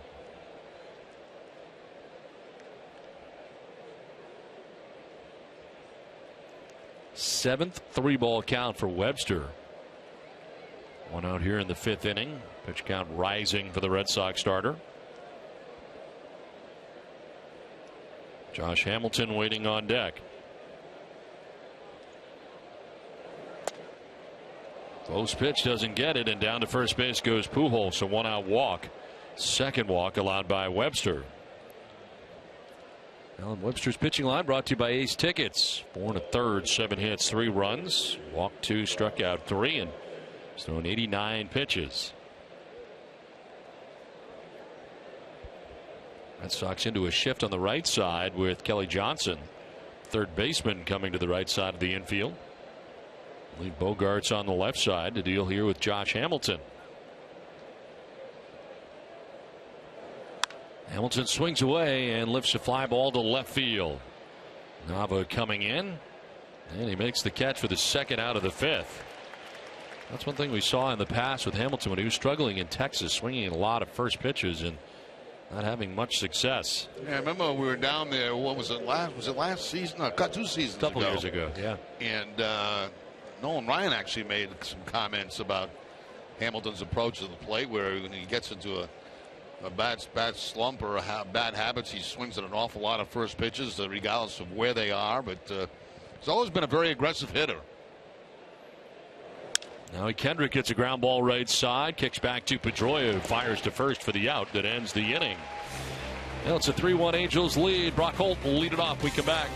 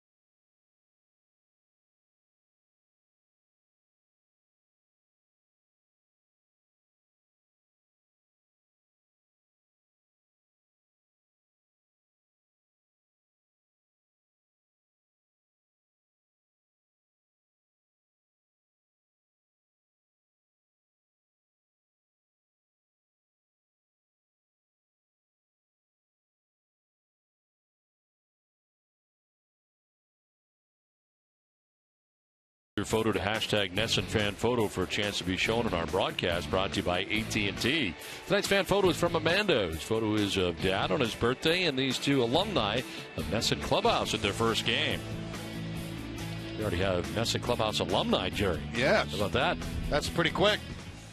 Gary Streisky has to be happy about that. Likes to see all of his alumni. As Brock Holt leads it off here in the fifth. Starting to get a graduating class from NESN Clubhouse. And it hasn't even been a full year. No, it hasn't. That's exciting. It's a short school year for Gary. 1-0 pitch is I'm for pretty strike. proud, guys. Gotta be. Sometimes you have to just let the kids spread their wings and fly. The Charleston Townies, they're here. An entire team that was on the NESN Clubhouse set when we had a show back in NESN in Watertown. They were just hanging out right here before the game, and they were talking to me, and they said that they're famous now. All their friends saw them on TV, and they posted pictures on Instagram. You know, we cast a wide net on NESN Clubhouse. How does it feel to be a very successful teacher as you are right now? I could tell you one thing. I never envisioned myself, molding the minds of youth, but it's been fun. In 30-minute increments, it's fantastic. And it's commercial free. That's right. Forgot that part. Well, are you going to be ready for our 2 hours tomorrow, Garrett? I am ready. As a matter of fact, I'm texting Jamison Coyle right now, giving me some tips. I wasn't able to be a part of it last season as I had just started at NESN, but I'm super excited. To the warning track, and Hamilton reels it in on a Brock Holt bid. Brock, for the second time in this game, has gone to the warning track, but he is out number one of the inning. Gary and I have from 2 to 4 tomorrow. Is it 2 to 4 or noon to 2? No, 2 to 4, Gary. 2 to 4, Gary. Oh, okay. Even I know that. Oh, boy. I'm okay with doing noon to 4, but I just wanted to double check. No. 2 to 4. 2 to 4. All right, I'll be here. Regardless, I'll be here. All right. He's going to miss it. He's not going to be there.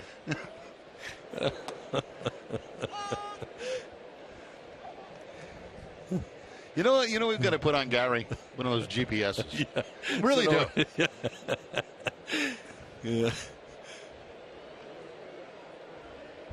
Dustin Pedroia on the crowd up the middle into center field. A one-out base hit.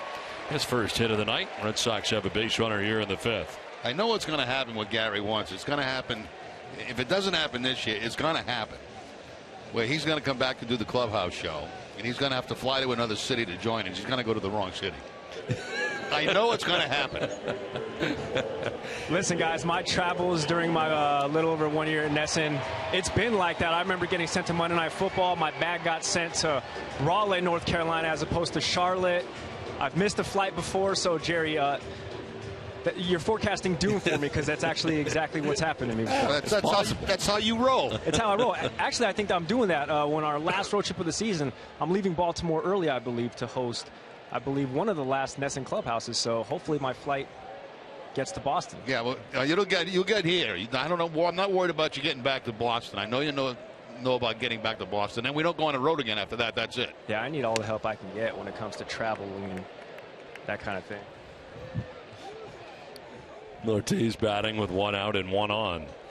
They with a home run in the first, a single in the third.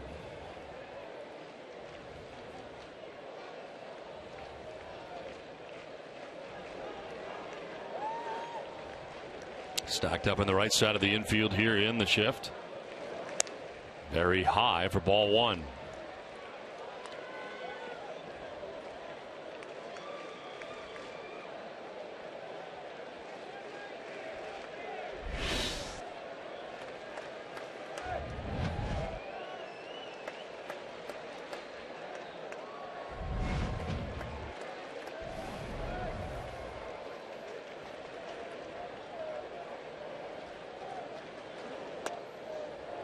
Ortiz dancing out of the way on a pitch down and in.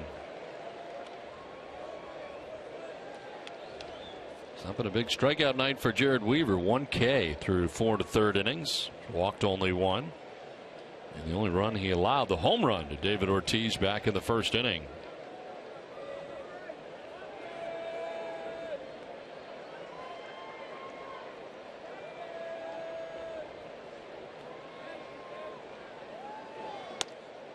Strike over the inside corner, 2-2 as David looking back. A pretty good pitch to me. It looked like it did just about barely pick up that inside corner on the slider from Weaver.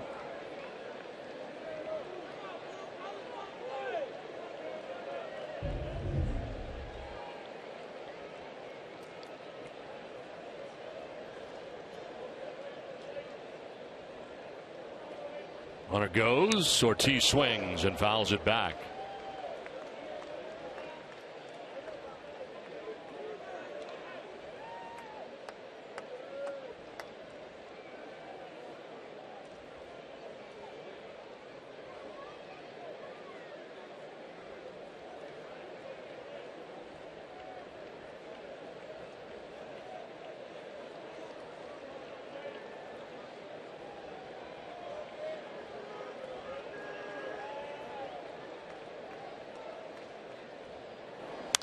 Ortiz fouling it off to the left.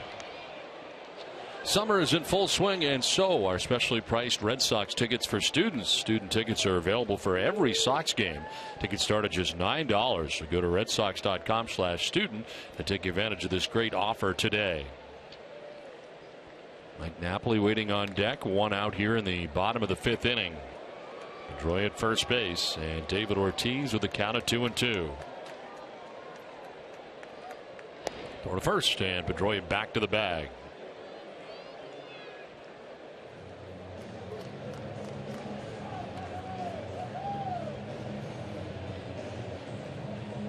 Mike Butcher, the pitching coach, looking on.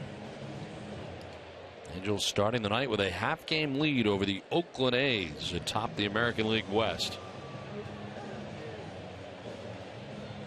And the A's are home tonight, taking on the New York Mets.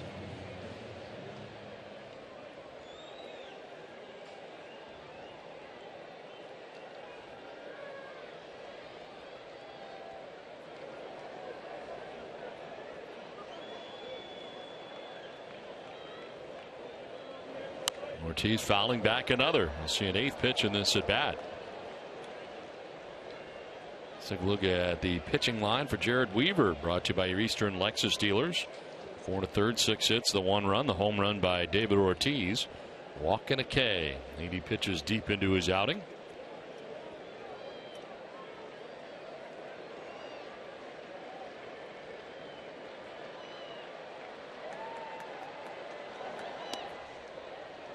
Full count now.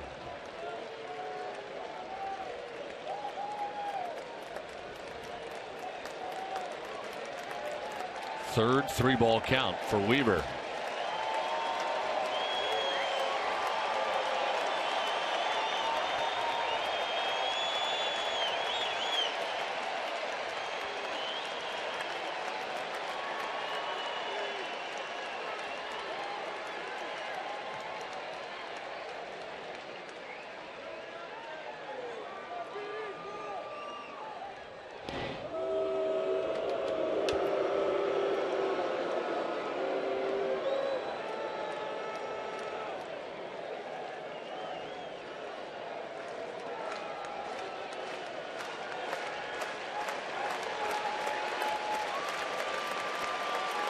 Like a 3-2 changeup.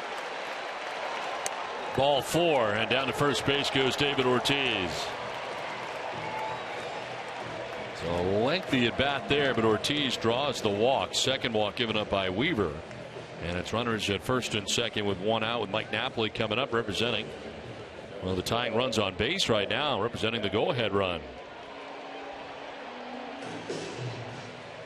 Singled in the first inning. Grounded back to the mound in the 3rd.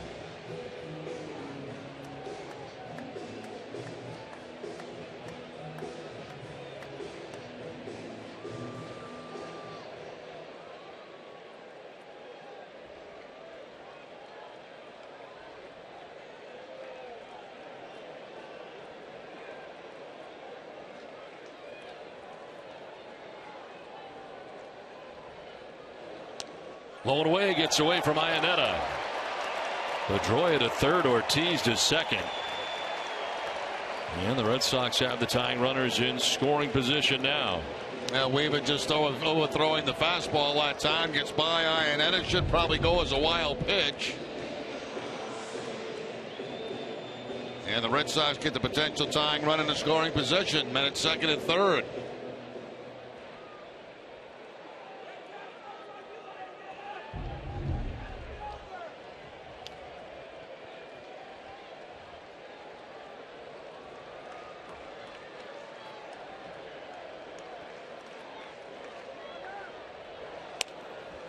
Framed by Iannetta, but called a ball. 2-0. Weaver wanted that as well.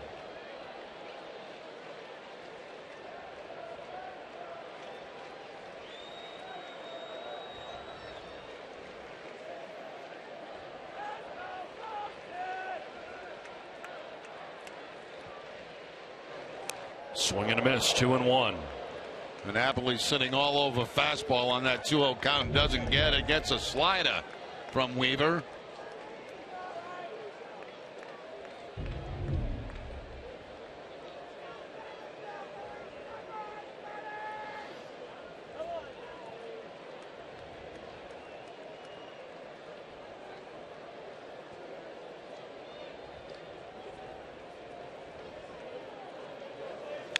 On the ground towards shortstop. Ibar is going to first base for the out there, and a run will score. Pedroia comes in. It's now a one-run game. Taking third is Ortiz. Now again, the breaking ball from Weaver, but Napoli just making contact, and with the infield back, the one run comes in. Now a 1-1 ball game. That time the curveball, and Napoli reaching out, actually grabbing a pitch that was well off the plate. Grounds it to Ibar, and Pedroia scores. There's that off-balance swing on the curveball, but Napoli picks up the RBI, his 45th of the season. 2 down here in the bottom of the 5th inning. Ortiz at third, and Daniel Nava the batter. He'll take strike one. Nava grounding out to second base in the first inning. Flied out to center in the third.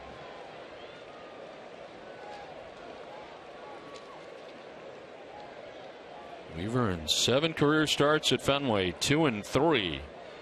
With a 6.35 earned run average. So this has not been a friendly place for him over the years. And a 3-1 lead. It's now 3-2.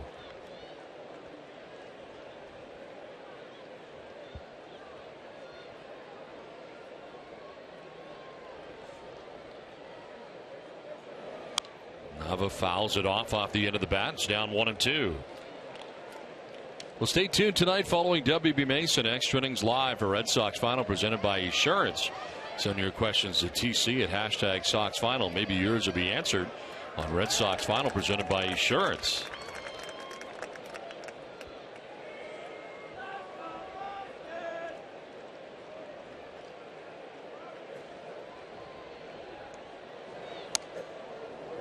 Close again, and Weaver with a step towards the dugout. Yeah, he's pretty much had about enough right now. He thought he had that inside corner on that pitch.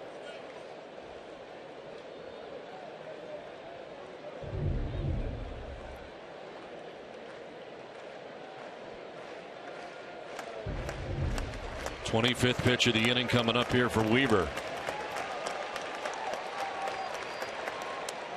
Very high, and Weaver frustrated. Full count. That time he slipped on his delivery to home plate.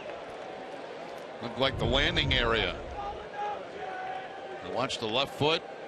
Almost turns an ankle.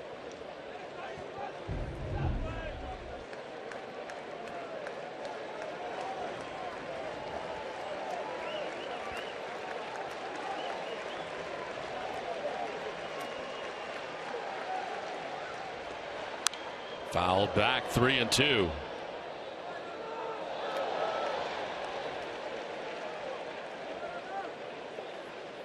Kelly Johnson waiting on deck, waiting for his first at bat of the night. Took over pinch running for Will Middlebrooks, who left the game with an apparent hamstring injury.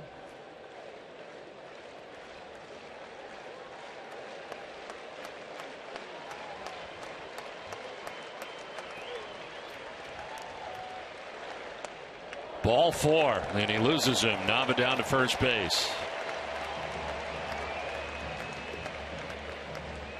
Third walk, second of the inning, given up by Weaver. As we check out the tote board again, 927,763.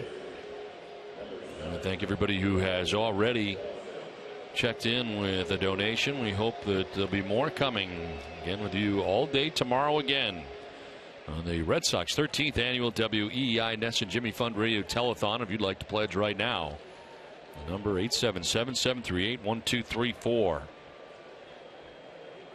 Kelly Johnson singling or running for Whittlebrooks, who singled his time up, and now Johnson batting for the first time.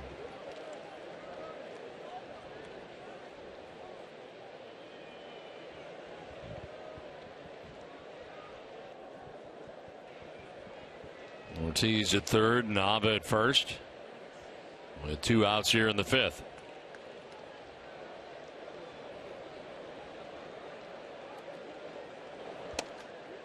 In there for a strike at the bottom of the zone, 1-1.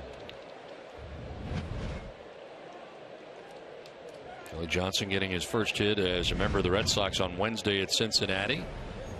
Made his Red Sox debut in LA against these Angels. Hit at first base, was 0 for 4 after being activated from the 15-day DL, the strained right groin. Traded, of course, for Stephen Drew and cash considerations. Trade deadline day, the 31st.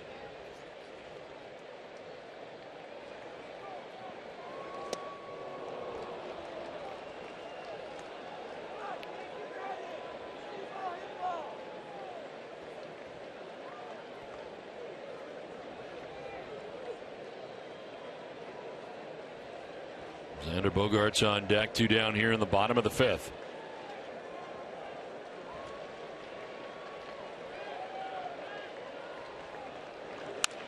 Lined into the shift, knocked down by Kendrick, has time to recover and throws out Kelly Johnson to end the inning.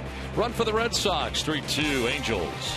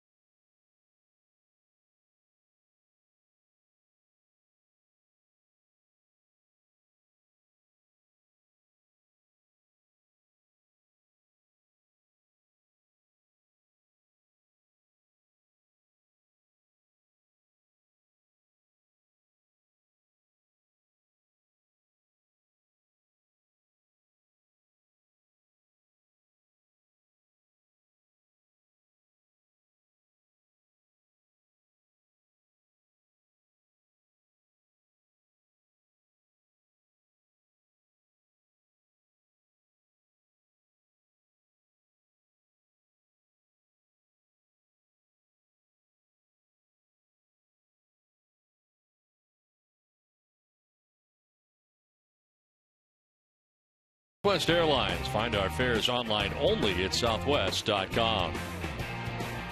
6th inning back at Fenway Park, 3-2. The Angels have the lead over the Red Sox. As we welcome Dr. Hal Bernstein back to the booth. Great to see you, Dr. Bernstein. Thank you, Don. It's great to be back. I believe this is our 2nd or 3rd visit with us over the years, and you continue to do great work for the Jimmy Fund as well, and the Dana-Farber Center, and your area of specialty, of course, the Susan F. Smith Center. And tell us a little bit about the Susan F. Smith Center at Dana-Farber.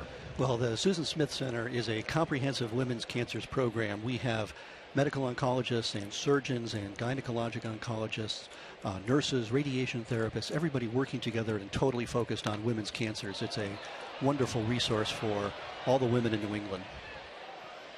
We'll talk a little bit about the advances that have been made really in breast cancer over the last couple years.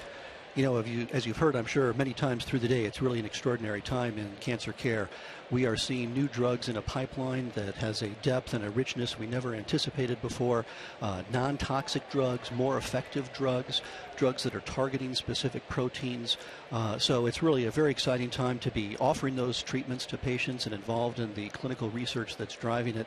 And we're so fortunate here to have access to incredible biotech and pharmaceutical companies in the Boston area that support this work, along with, obviously, the philanthropy that people all around New England give to Dana-Farber. It's really an extraordinary time. Well, you see people, certainly it's sort of their worst times, I would think, but part of the reason we're here today is all the great work that you have done and that they have done over the years. This one shot back to the mound. Webster will field and throw for the first out of the inning. But since we started this now, 13 years, have you seen it day to day in what you do, the contributions of Red Sox Nation and the people who have donated to the Jimmy Fund over the years? You know, the incredible thing is you do. And I got to say that when I began in oncology, we were making very small incremental steps forward, and that was good, but there was a sense that it wasn't moving very fast. And in the past few years, there's a sense that it is accelerating, that you can really measure the differences in how patients are doing and what their experience of treatment is like. You had my patient Colleen in earlier today, and she's a great example of someone doing fantastically well through a very arduous course of chemotherapy. So it's been great to see patients tolerate things better and do better. Tell us about what it means to have BRCA1 gene mutation. What is that?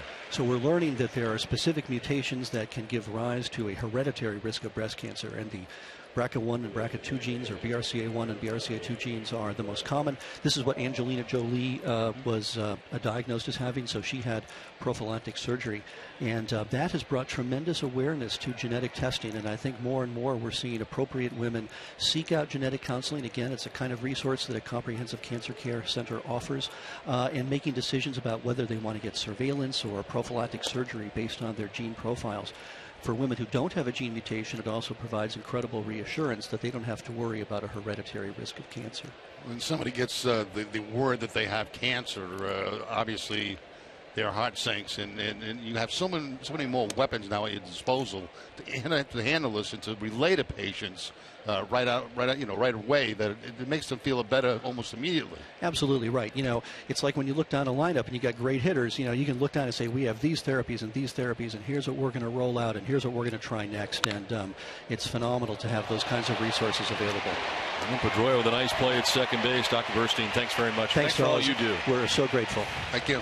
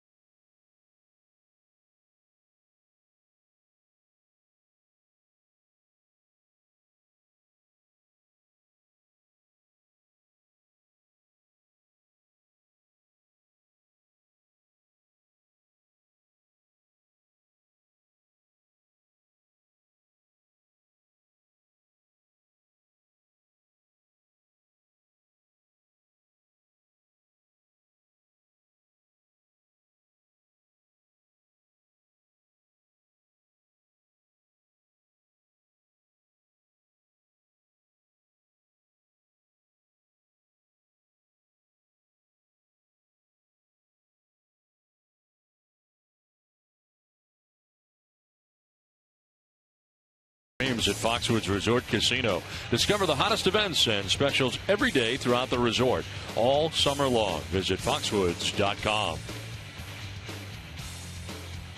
That's on to the bottom of the 6th inning. 3-2 Angels have the lead. And Xander Bogaerts leading it off against Jared Weaver. 98 pitches starting this 6th inning. As high as just 109 for Weaver. There is action behind him. Jason Greeley up. Has been up in the pen. Taking a little water now. A little break. A little shower. Red Sox have action in their pen. Alex Wilson.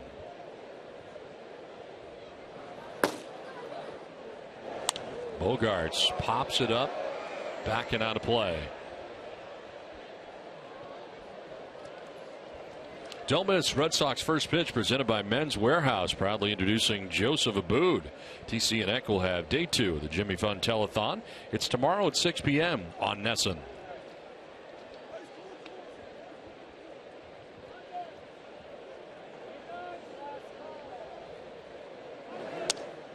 Bogaerts thought about it, but it's a little bit low, and it's 3-1.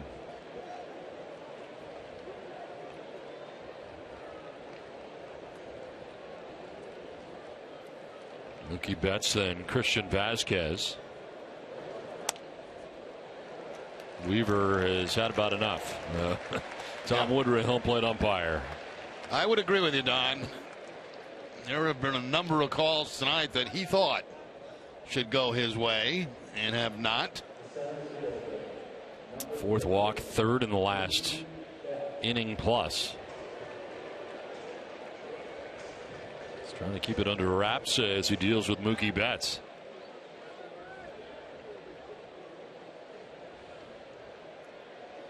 Betts with a double in the 2nd inning, fouled out to Albert Pujols in the 4th inning.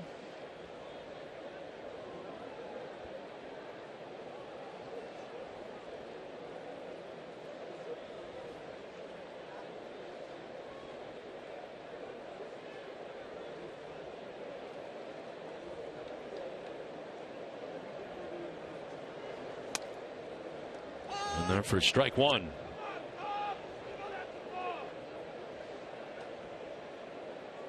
That's in his 3rd major league stint this year with the Red Sox. Started the year Double-A Portland, moved up to Pawtucket at 346 between the 2 locations. He was 3rd best among all full season minor league qualifiers with his 346 average. Well, the Paw Sox this year is hitting at 335 in 45 games.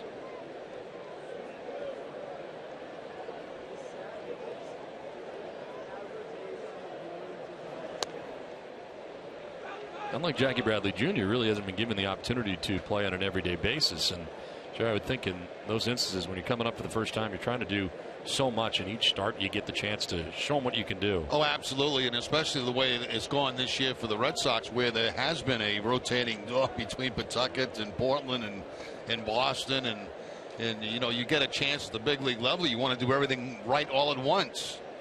It's a tough place to do that at. And what they've asked Betts to do also move from infield to outfield.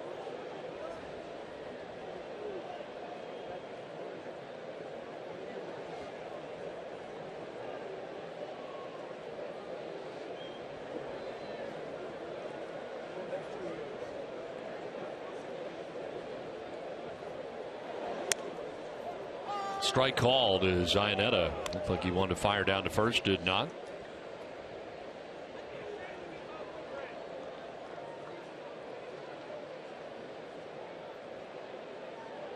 Red Sox getting a run off Weaver in the 1st, to run off him in the 5th. Now a leadoff walk here in the 6th inning for Boston.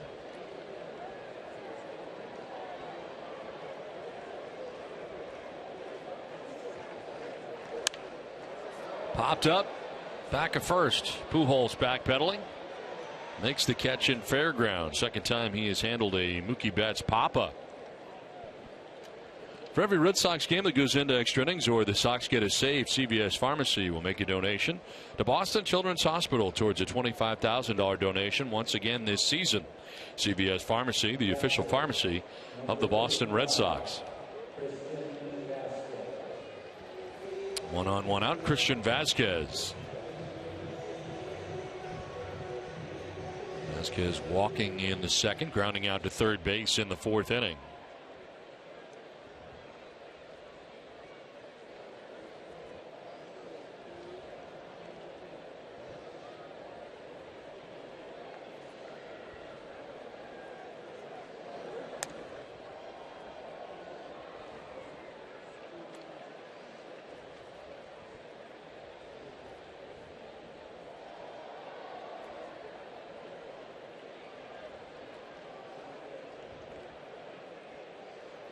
Four walks a season high. He's done it 4 times. This has not been an easy outing for Weaver. He has not had an easy inning. Nope. In this ball game. On to first, and Bogart's back to the bag.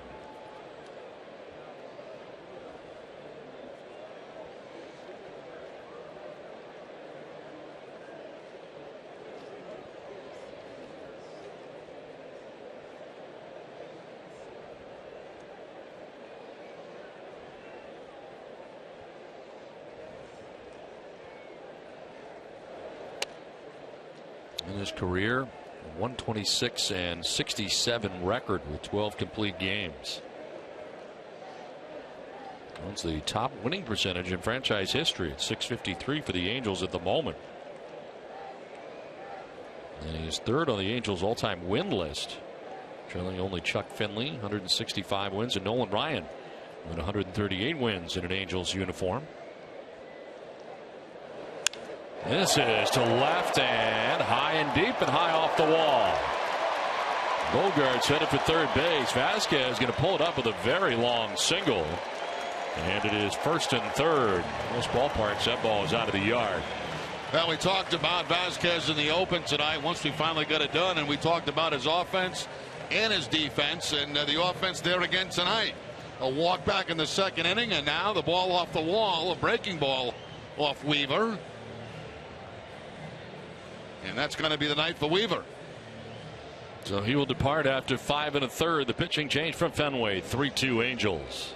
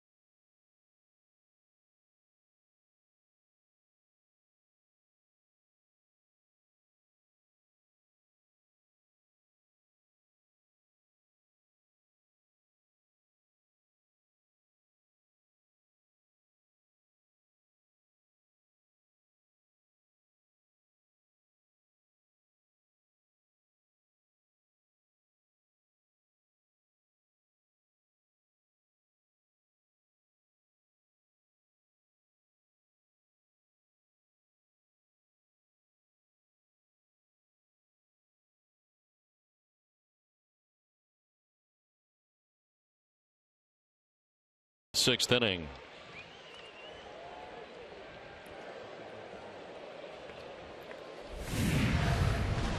First and third, one out. Brock Holt, the batter, 0 for 3. He's hit the ball hard twice tonight.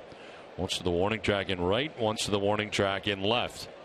Nothing to show for it so far. Chance to do some damage here as he takes ball 1. This call to the bullpen is brought to you by your local New England Ford dealers. Jason Greeley into the game here for the Angels. Former Pittsburgh Pirates closer into his 25th game of the year. 1-1, 2.25 earned run average. 22 strikeouts to 5 walks. And opponents hitting at .224 against Greeley. Oh, they foul tip off Iannetta. Brock Holt back in the 2nd inning with runners at 1st and 2nd. Cole Calhoun robs him of a 3-run home run.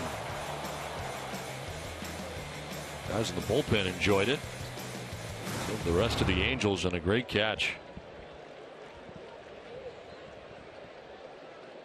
Would have made it 4-0 at the time. Instead, now the Red Sox trail 3-2. Strike called. Now, for the most part tonight, those have not been strikes. That time, it is. We was probably saying, you know, where was that when I was on the mound?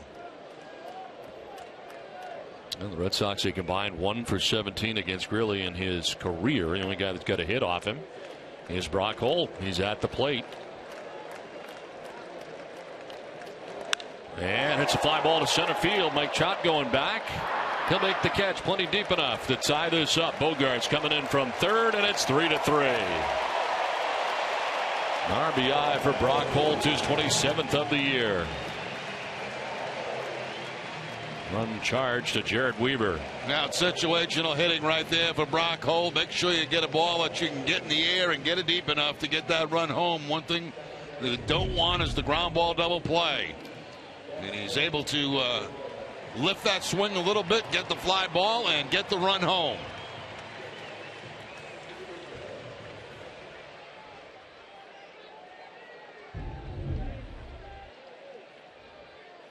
So a 3-3 game. Weaver still responsible for Vasquez at first base. And here is Dustin Pedroia. Takes strike 1. Pedroia's flied out to the warning track in center, lined out to third base, singled, and scored.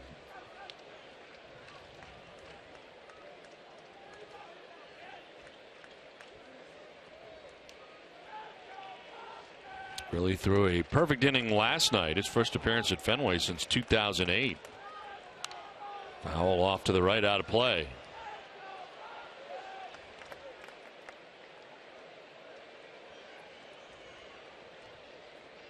Started the year with the Pirates. Was 11 of 15 save opportunities with Pittsburgh this season.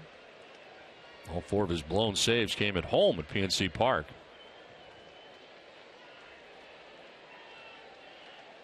Fired from the Pirates June 27th in exchange for the Angels closer at the time, Ernesto Frieri.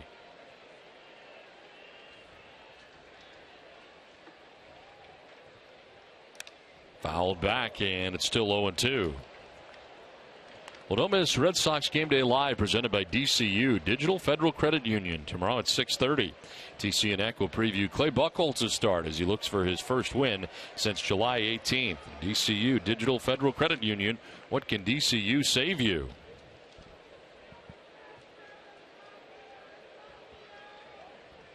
Jared Weaver still responsible for Vasquez at first base.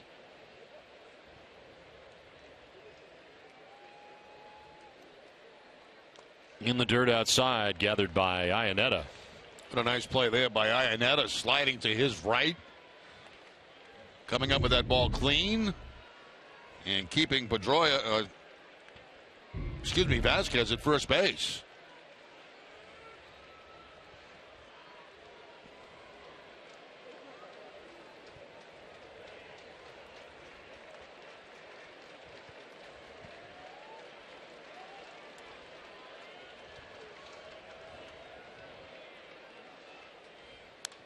Fouled back, still 1-2.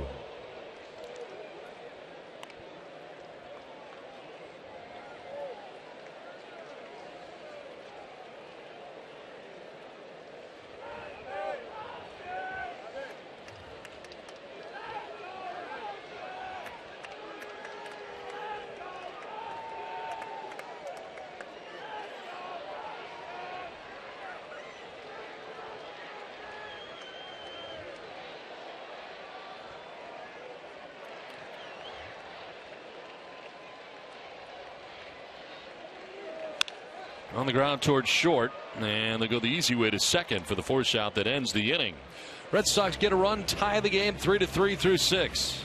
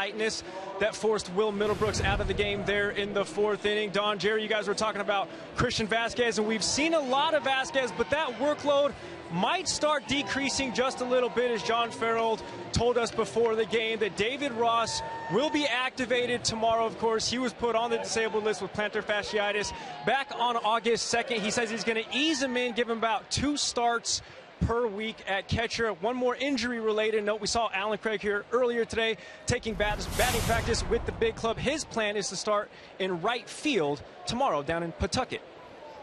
All right, Gary, thanks very much. Alex Wilson of the game here for Boston. 6th appearance, 1-0. 2.08 earned run average. Chris Iannetta leading it off and fouls the first pitch off from Wilson. So 6 innings tonight from Alan Webster, who departs with the game now tied 3-3, will not be part of the decision tonight. More action for the Angels in their pen. Fernando Salas.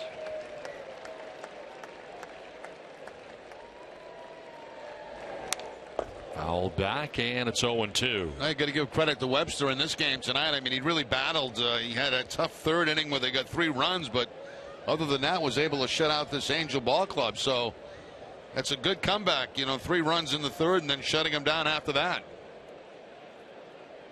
Had a 33 third inning, 33 pitch third inning. That was the inning the Angels scored 3 times.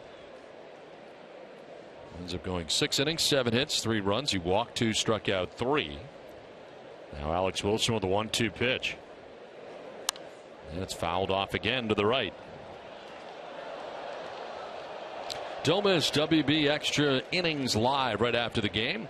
Guys will break down Alan Webster's start and have John Farrell's post-game comments. Can't go wrong when you buy right. W.B. Mason.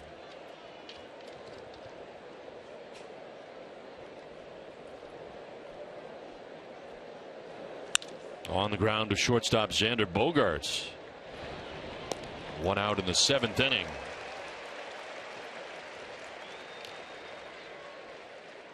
Wilson earned the win Saturday night against Houston, his first of the season, through 2 1/3 perfect innings, the 5th, 6th, and got the first out of the 7th inning.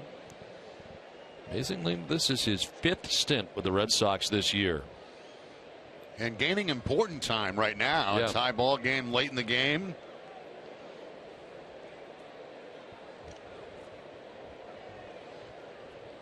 One out for Cole Calhoun.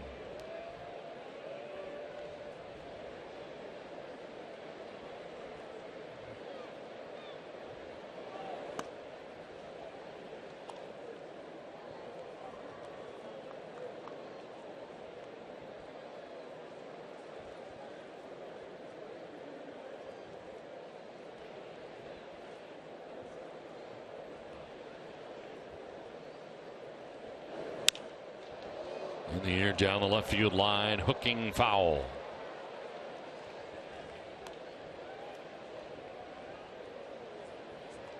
Now Calhoun has struck out, singled and scored, and grounded out to second base. Single in the 3rd produced a run, his 41st RBI of the year.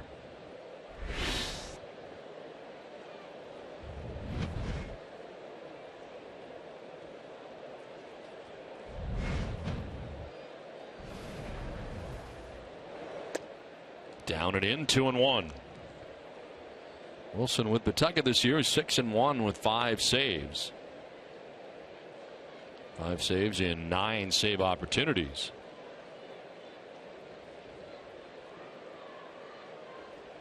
A guy that can certainly go multiple innings if John Farrell chooses to go in that direction.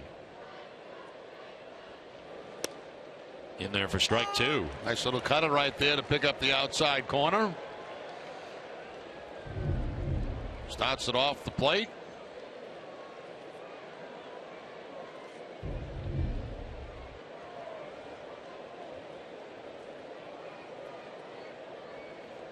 Mike Trout waiting on deck. Angels batting here in the visiting half of the 7th inning. On the ground right side, Pedroia back on the outfield grass, throws out Calhoun, 2 down. It's time for a Toyota game break and Tom Caron, TC.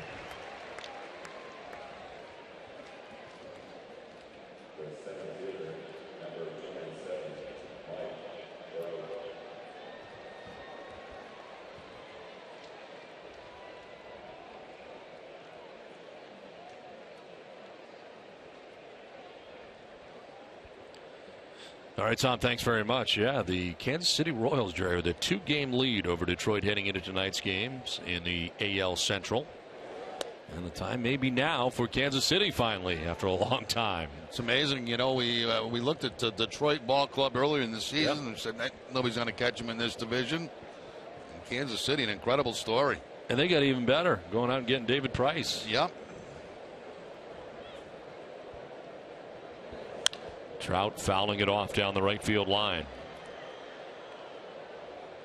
And an RBI triple in the 3rd inning, 1 for 3 tonight.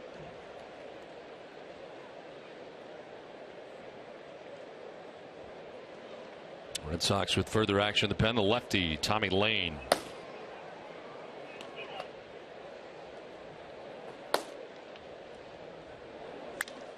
On the ground to 3rd, picked nicely by Kelly Johnson on the backhand throw. He's in time. Nice play by Kelly Johnson at 3rd base. 7th inning stretch, game tied 3-3.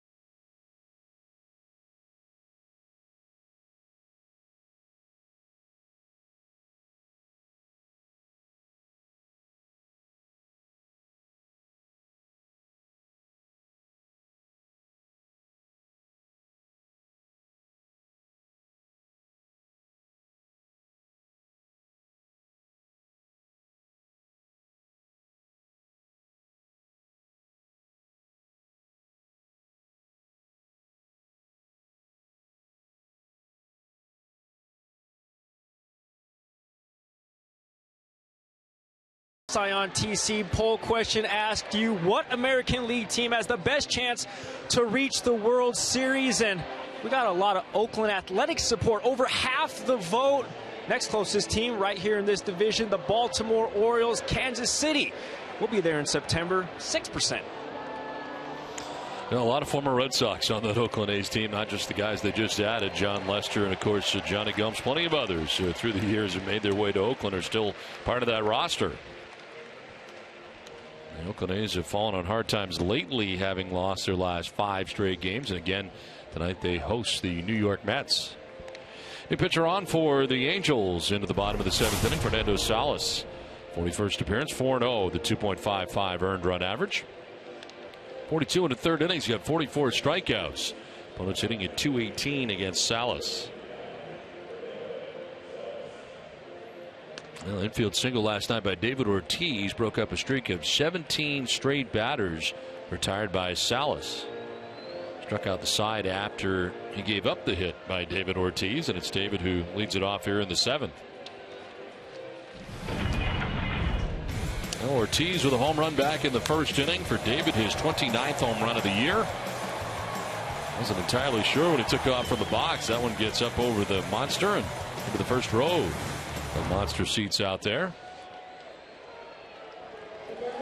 David on base 3 times tonight. The home run, a single, and a walk, and all that was against the starter tonight, and Jared Weaver into the shift. David got on base last night 4 out of the 5 times he came to bat. There he is to lead off the bottom of the 7th inning. Takes strike 1. Ortiz right now in a stretch where he's 10 for his last 21.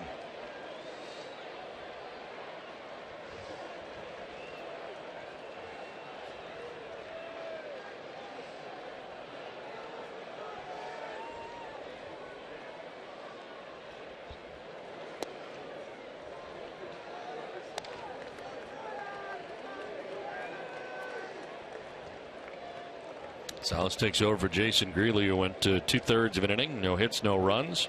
No walks, didn't strike anybody out. Did allow an inherited runner to score, which tied the game. Run was charged to Jared Weaver, the starter. It'll bounce in for ball 2. So Weaver, the starter tonight for the Angels, not part of the decision as he goes 5 1/3, 7 hits, 3 runs, walked 4, and struck out a batter.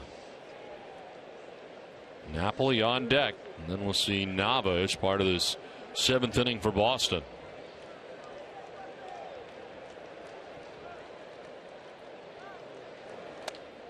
Ball 3.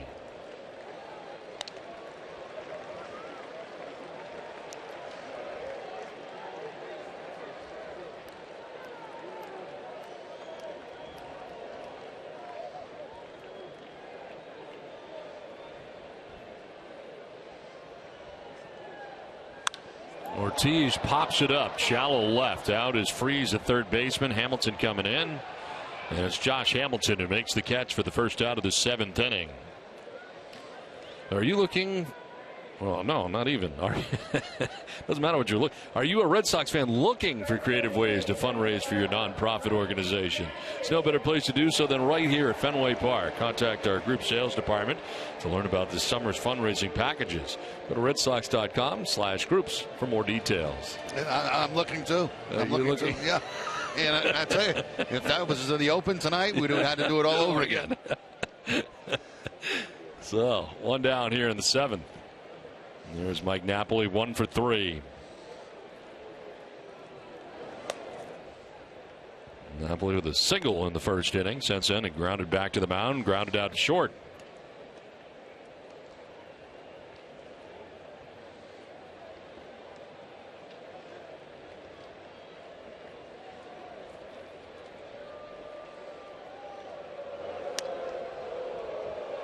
Two and 0. I wouldn't worry about the little bobble, Don. When you got to read 75 of those a night and you miss one word. That could be, they're. You like to be perfect, but yeah. I mean, 75 of those things, and you might bubble a word once in a while. So I wouldn't let that bother you. There are a few during the course of our broadcast. 2-0 the count here to Mike Napoli.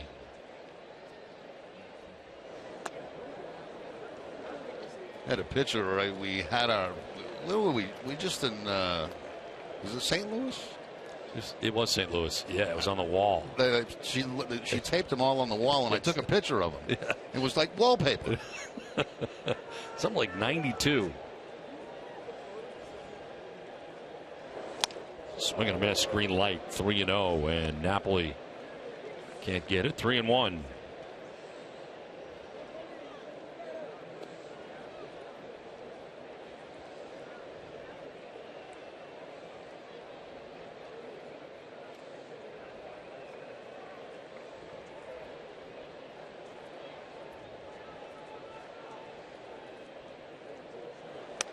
Strike two.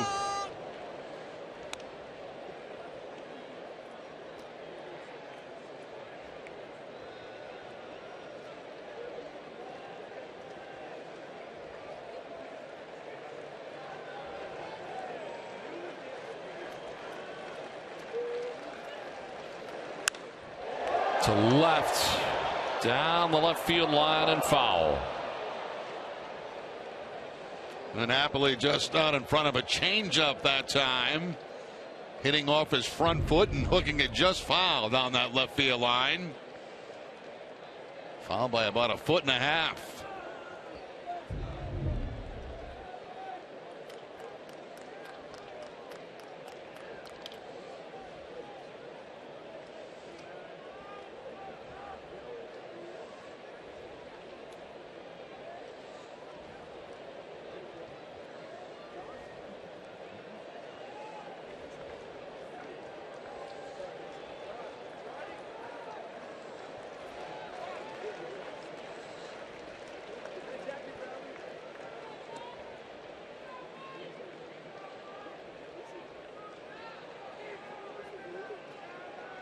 Third time Napoli has faced Salas. First 2 times he struck out.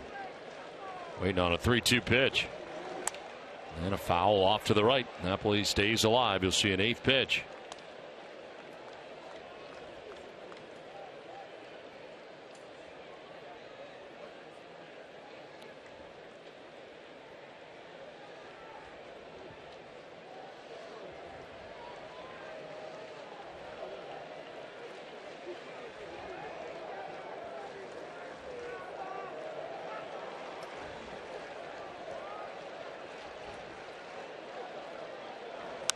Napoli fouls it off above the Red Sox dugout.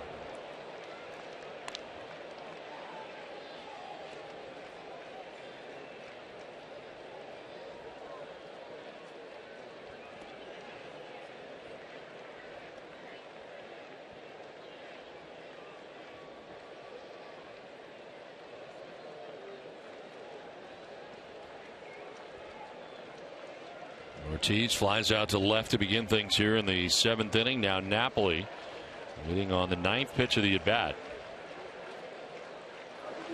And he pops it up. Foul ground. Back comes Iannetta, but he won't have a play. Alltown, New England's premier convenience retailer, is committed to supporting the communities they serve. For every home run the Red Sox hit the rest of the season, Alltown will donate $500 to the Cystic Fibrosis Multiple Sclerosis Foundation. Visit www.cfmsfund.org for more information. So that was good, Jerry. That was clean. Yeah, you like to bounce back after a bad one when you messed it up. You don't want to get it in your head, you know. And you don't want to wait a while to do one. You want to do the very next promo as quickly as possible. That's right.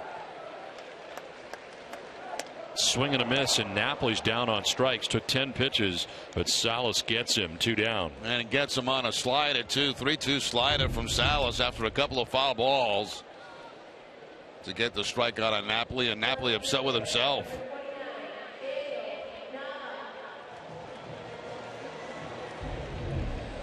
So 2 down. Daniel Nava coming up. Grounded out to second in the first inning. Flied out to center in the third. Walked in the 5th inning.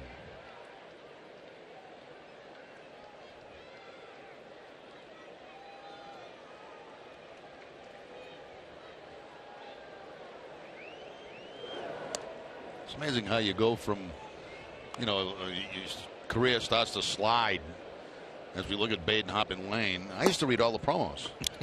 I don't read one. There's not one promo that I read now, and I used to read them all. Year by year, they've been just going down, down, down. Even Amika, I don't read that anymore.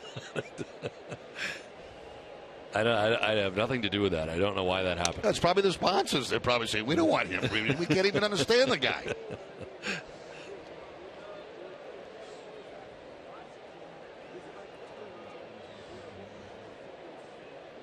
Kelly Johnson on deck, 2 down here in the 7th.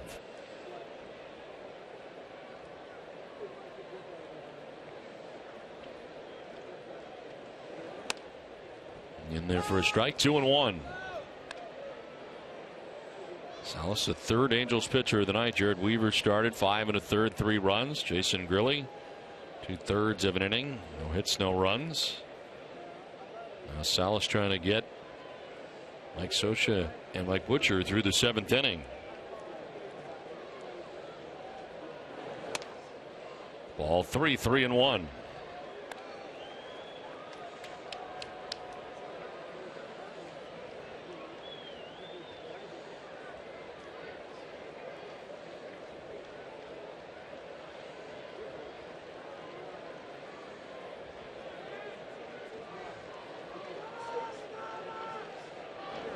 Nava swings at the 3-1 and lifts it down the left field line. Hamilton heading over towards the seats, and it'll end up in the crowd.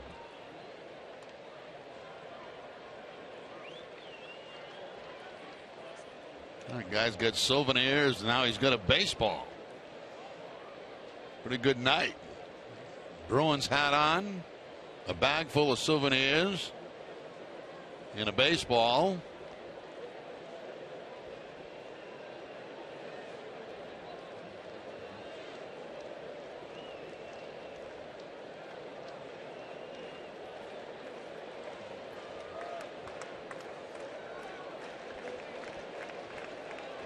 Taking a selfie.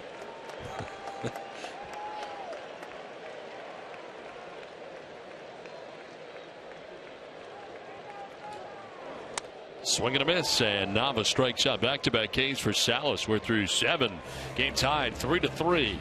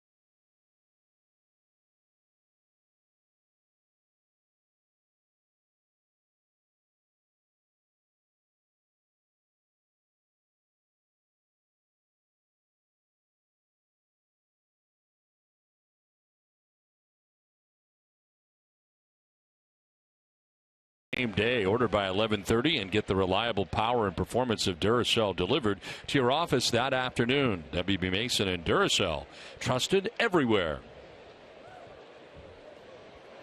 3-3 game. We head to the top of the 8th, and Alex Wilson back on the mound again to begin the inning. Albert Pujols, Josh Hamilton, and Howie Kendrick to bat here in the 8th.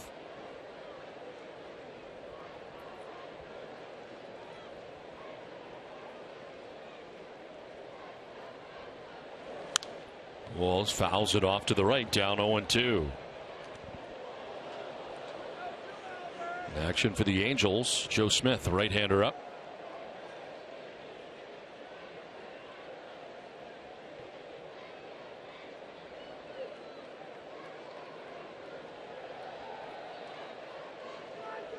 Shift on the left side here on Pujols. Drives it to center. Mookie Betts headed back. Edge of the track to make the catch. Pujols gives it a ride, out number 1 of the 8th. Now you can bring the Green Monster home with new Fenway collection from Benjamin Moore, official paint of the Boston Red Sox. Visit monstereverywhere.com to find the store nearest you. Did you give any more thought to painting your office green? No, I have not. I forgot about it as soon as you said it, actually, yesterday. And left me. I don't know why. I'm sure the folks at Benjamin Moore will be sending us some Fenway green. Josh Hamilton has fly to center, been hit by a pitch, and flied out to left.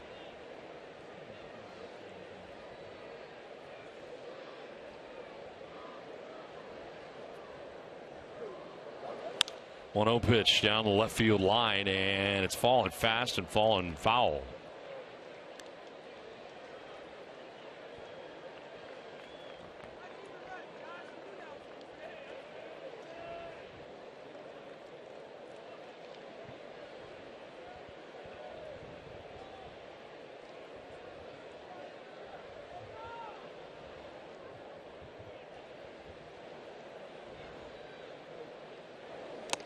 Swing and a miss, and it's 1-2.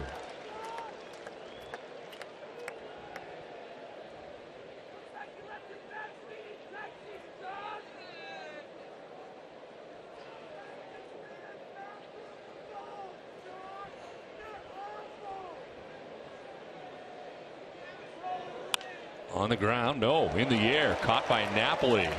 Like backing up, able to pull it in. Bell tie for the second out of the 8th inning, and a hot shot by Hamilton. He's frustrated. He finally hits the ball hard. It's right at somebody. They got the shift on, and you see where Napoli is, right on the line. Just has to move 1 foot to his left to make the play. Ball probably would have been in foul territory.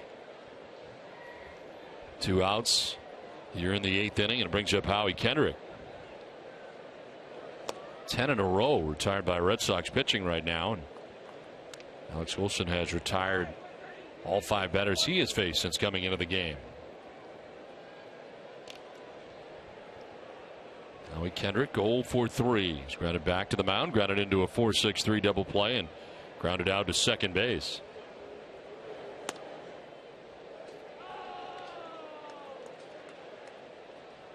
Ron Nieves on the phone to the pen. Burke Badenhop up in the pen, and maybe somebody else now.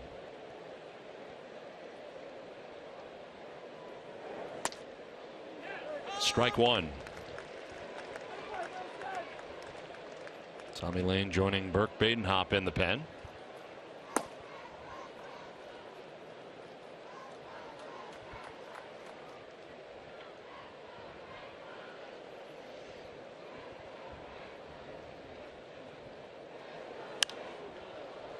In the air to shallow right. Holt was deep, but he comes racing in and makes the catch that ends the inning.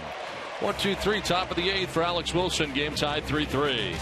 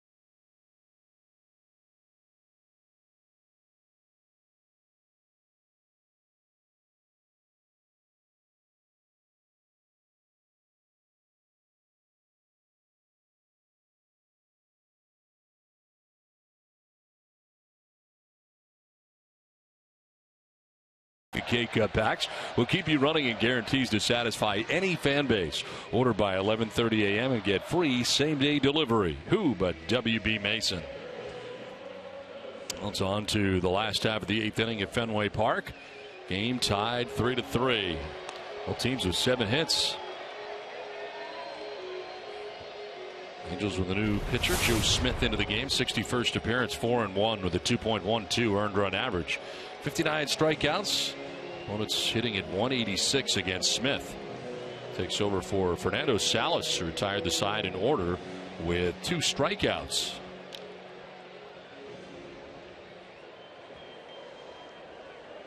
Kelly Johnson leading it off here for Boston in the 8th.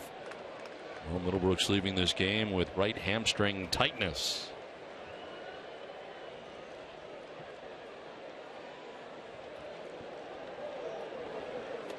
Johnson takes ball 1. Angels in a shift on Kelly Johnson on the right side.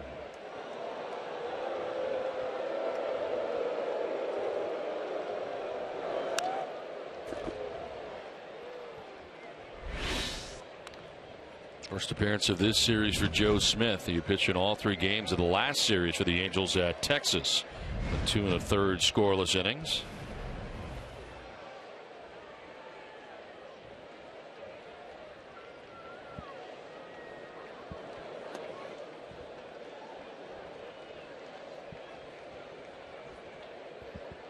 Red Sox have their closer up, Koji Uehara.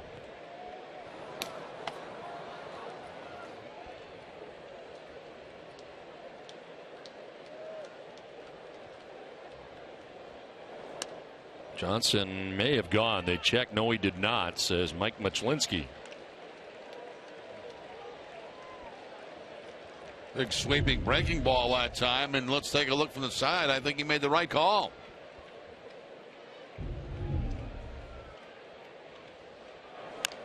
Johnson hits one weakly back to the mound as Smith throws him out for the first out of the inning. Let's get an NST update with Adam and Jamie.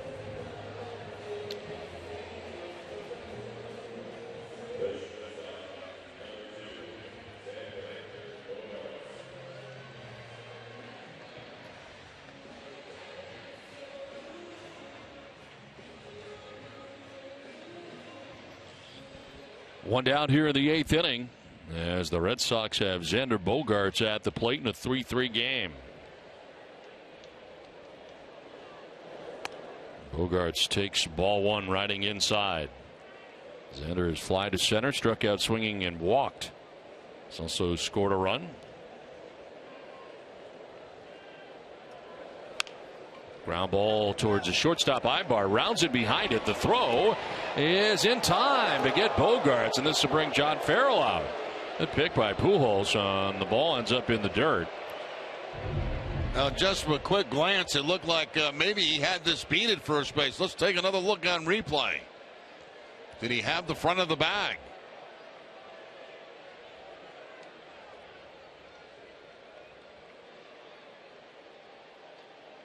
I don't think so. No, he did.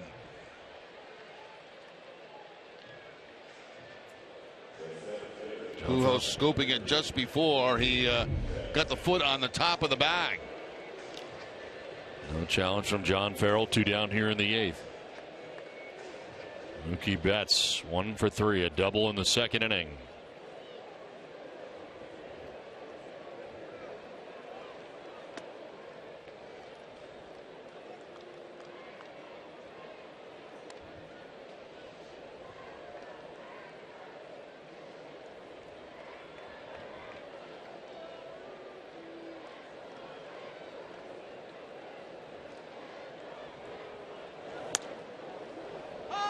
Strike 1, 1-1 to Betts.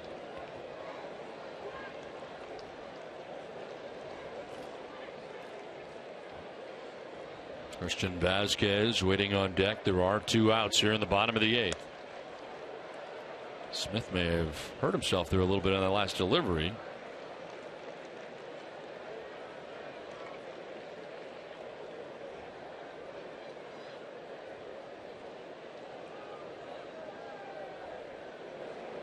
To 1 to third, and it's Freeze. who throws out Betts, and the Red Sox down in order in the 8th. We head to the 9th, tied 3-3.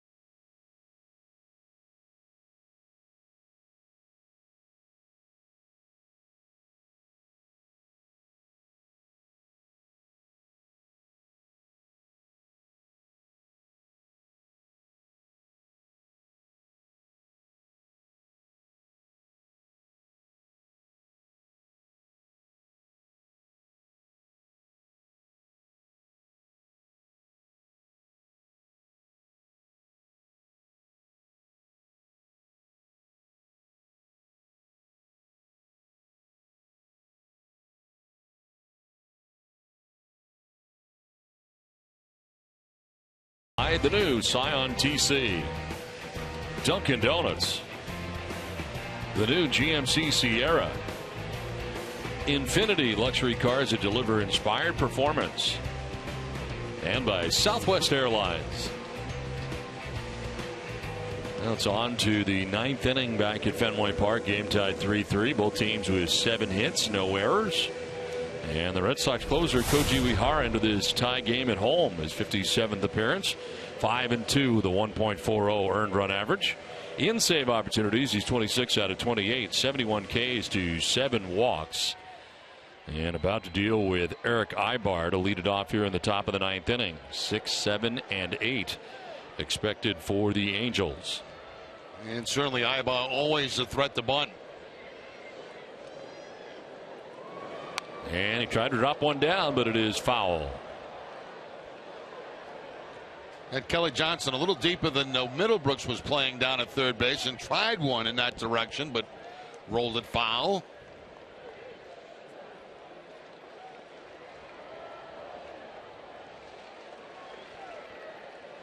Mike Morin warming in the pen for the Angels.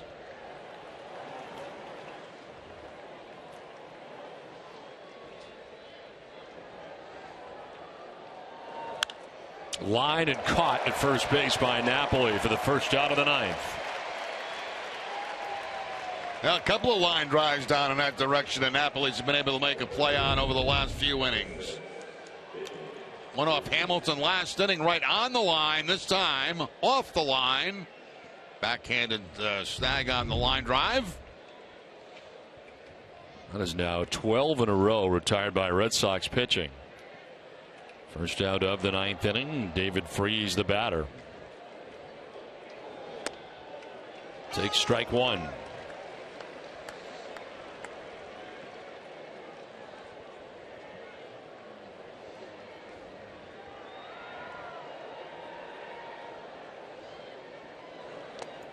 Well, 2 plays that involve Mookie Betts in this game. First of all, David Freese, they fly out to Betts in the 2nd inning. He turned this into a double play after making the catch from the bullpen, then misplayed in center field. Mookie Betts, this one gets by him and plays it into a triple for Freese, who ends up at third with 1 out in the 4th inning. He would not score in that inning. Strike 2.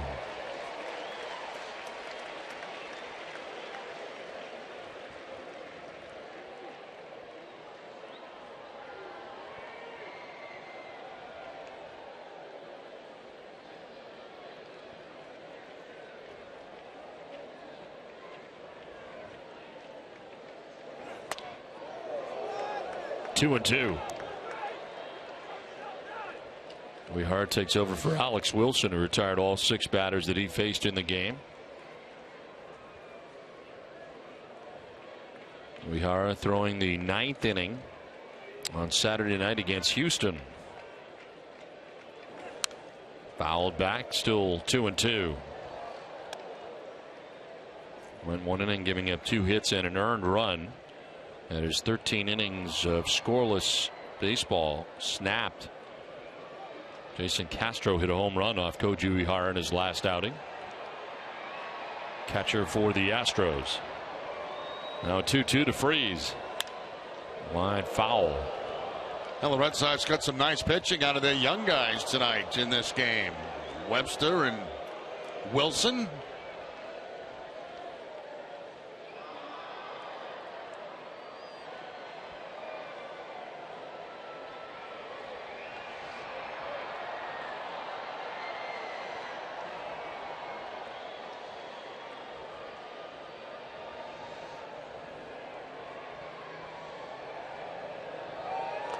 Swing and a miss. Freeze strikes out, gets away from Vasquez, so he clears the runner and fires down for out number 2. First strikeout for Uehara, 2 down. Split finger fastball that time by Uehara to pick up the strikeout. Started off low, ended up in the dirt. Freeze wasn't sure whether to run or not until he heard the strike call by the home plate umpire. 2 down in the 9th inning. Brennan Bosch, the batter, 0 for 3 in the game. He is grounded out, struck out, grounded out again. It's a fly ball out towards deep center field. Back goes Mookie Betts, and it's going to be over his head and jump up into the seats for a ground rule double. So Bosch with a double, and the fact that it jumped up into the crowd actually cost the Angels. That would have been a triple back there by the 420 marker. Yeah, you never know what happens when the ball gets back in that area right there. You're talking about at least 3 bases. If you get a crazy bounce, you might be talking about an inside the park home run. One hop off the wall into the stands beyond the Red Sox bullpen.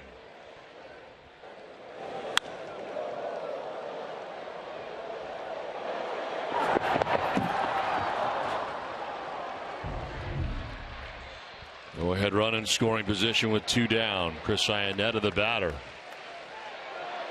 He'll take it in the dirt for ball 1. Blocked by Vasquez.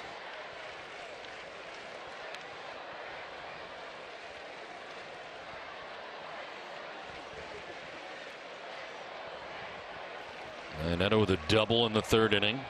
Walked in the 4th. Grounded out to short in the 7th.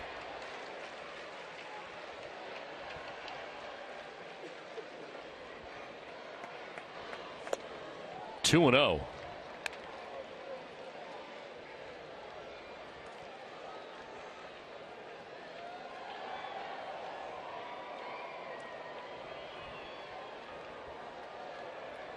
Cole Calhoun, the top of the Angels order, waiting on deck.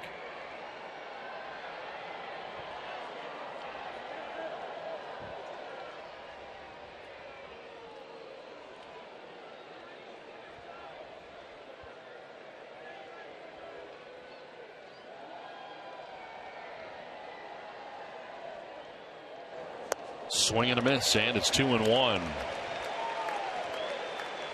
Houston Street up in the pen now for the Angels in case they take the lead. Mike Morin still warming. Remains tied. Would expect Morin. If not, the Angels able to take a lead. Street will be on.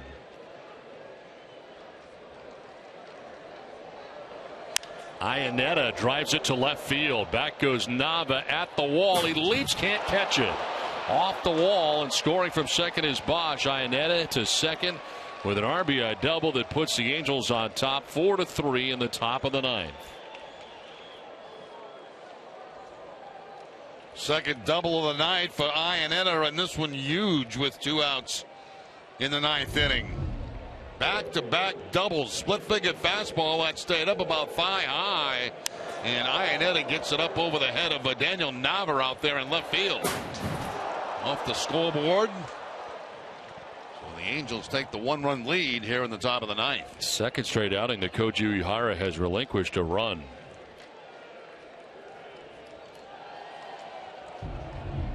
And then at second base with 2 down, Cole Calhoun now looking to obtain some insurance.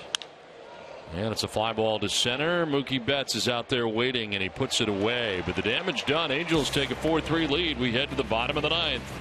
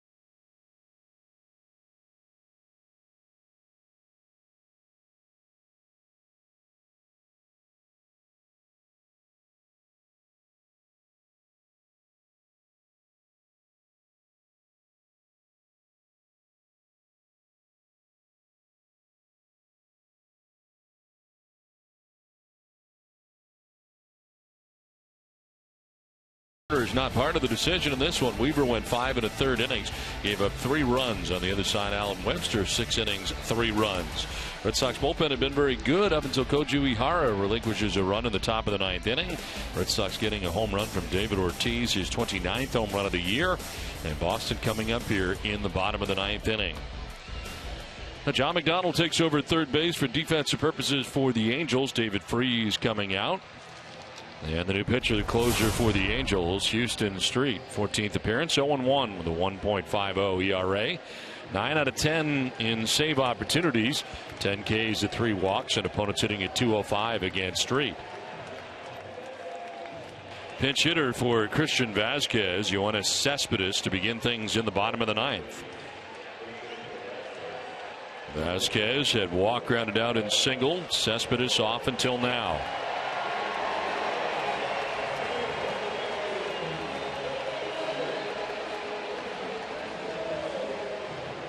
Cespedes 0 for 1 in his career against Houston Street.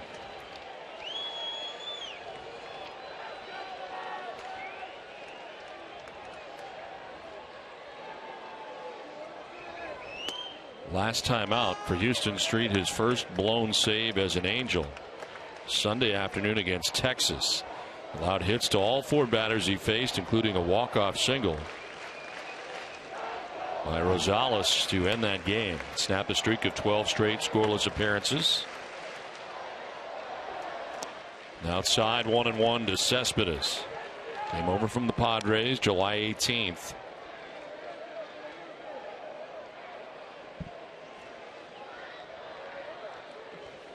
Angels started the year with Ernesto Frieri as their closer.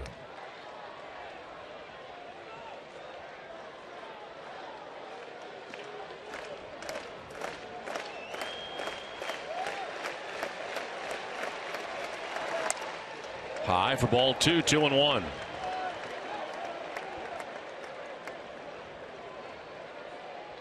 .20 overall earned run average for Houston Street between his time in San Diego And his time with the Angels this year ranks 4th among all major league relievers this year.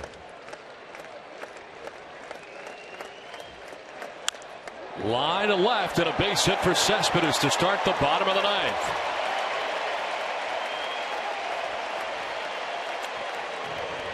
So a pinch hit single for Cespedes. That's something that I don't imagine Cespedes has done very much throughout his career, is pinch hit. Gets a slider, it looks like, from Houston Street and lines it into left field. So the Red Sox have the potential tying run at first base.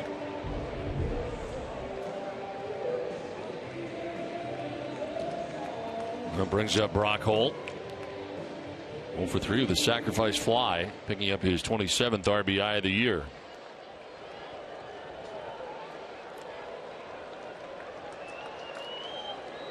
He is squaring and coming down from third. McDonald. One play, it's at first, and the sacrifice complete. 5-3 on the sacrifice. Cespedes takes second base. Well, a couple of important sacrifices tonight for Brock Holt. One to get a run in back in the 6th inning, a sacrifice fly, and now they get the potential tying run in the scoring position.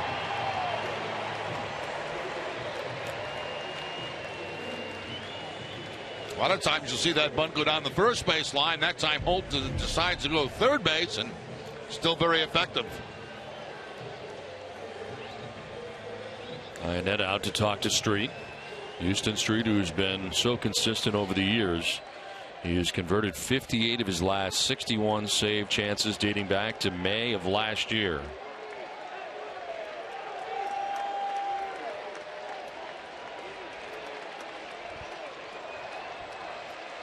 Pedroia the batter with Cespedes at second base.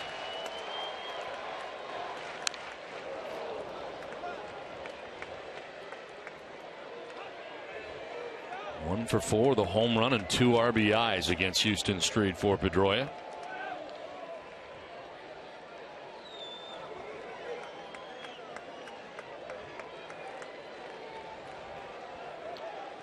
You're asking about Cespedes from pinch hitting. That was his first career pinch hit. A guy that's usually in the starting lineup, not too many opportunities for him to come off the bench and hit.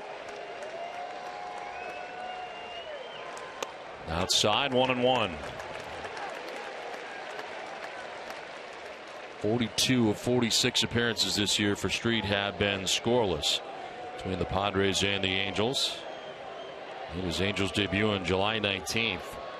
Badenhop up in the Red Sox pen in case. Sox trailing by a run, tying run at second base.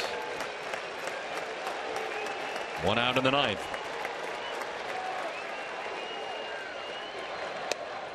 On the corner for strike 2. That's pretty nasty right there. Sliding it down and away from Pedroia.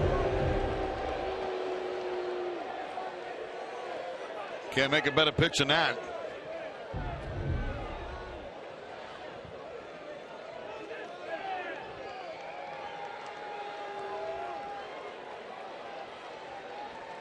David Ortiz waiting on deck.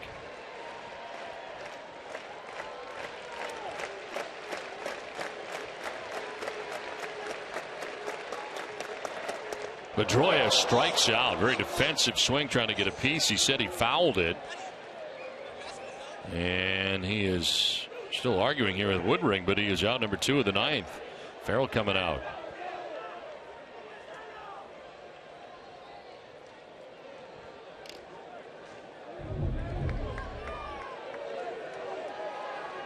He claimed to get a piece of that. So hard to tell, even when you slow the cameras down, whether they did or they did not.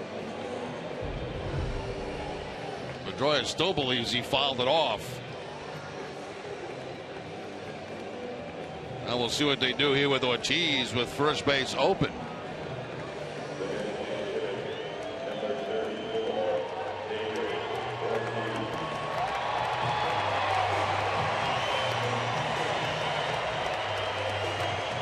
Oh for 7, 5 strikeouts against Street.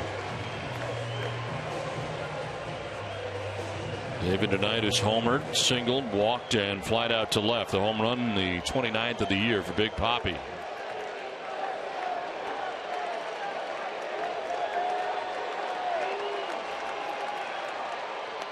Ball one away. Street didn't like the baseball, gets a new one from Tom Woodring, the home plate umpire.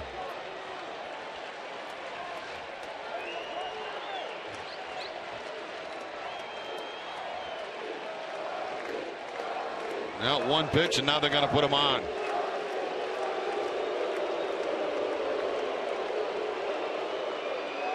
So a potential winning run they're going to put on here with 2 outs in the ninth and take their chances with Napoli.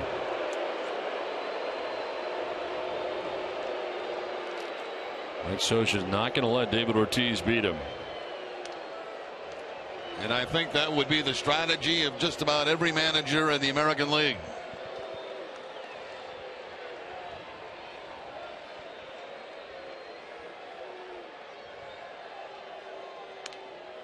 Down to first on the intentional walk with 2 down in the ninth inning. Napoli coming up here with the game in the balance. 0 for 4. A walk and a K against Houston Street in his career.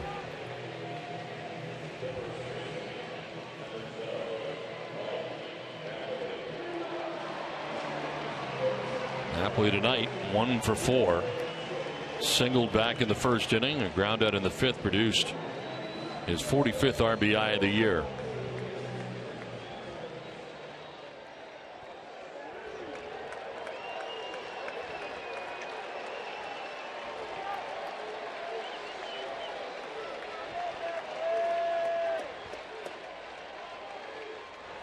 Swing and a miss for Napoli. And Street starts him with a slider. Keeping the ball away from Napoli.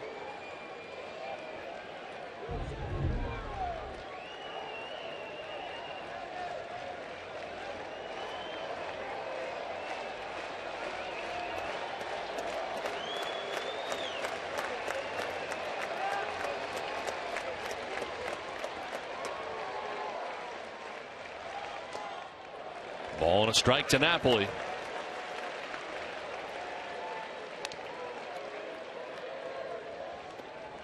Cespedes with a pinch hit single to begin the inning. Sacrifice bunt by Hull got him to second.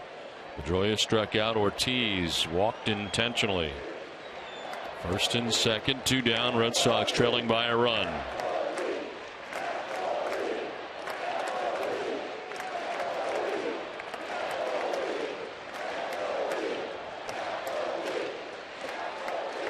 Street backs off.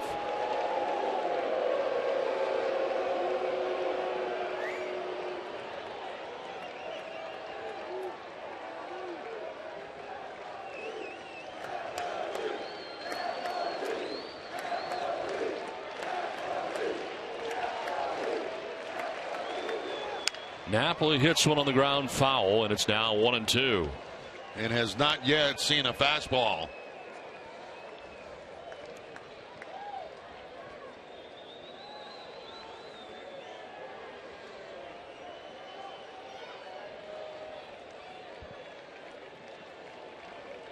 One ball, 2 strikes, 2 down here in the ninth.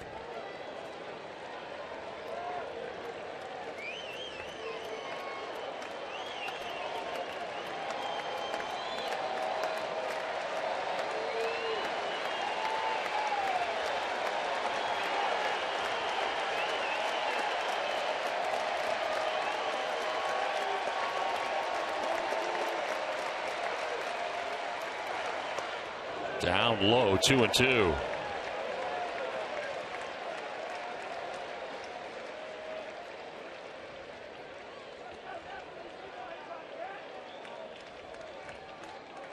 Goju Ihara giving up a run in the top of the ninth inning is on the hook right now. Red Sox trying to take him off the hook. 2 down, 2 balls, 2 strikes to Mike Napoli.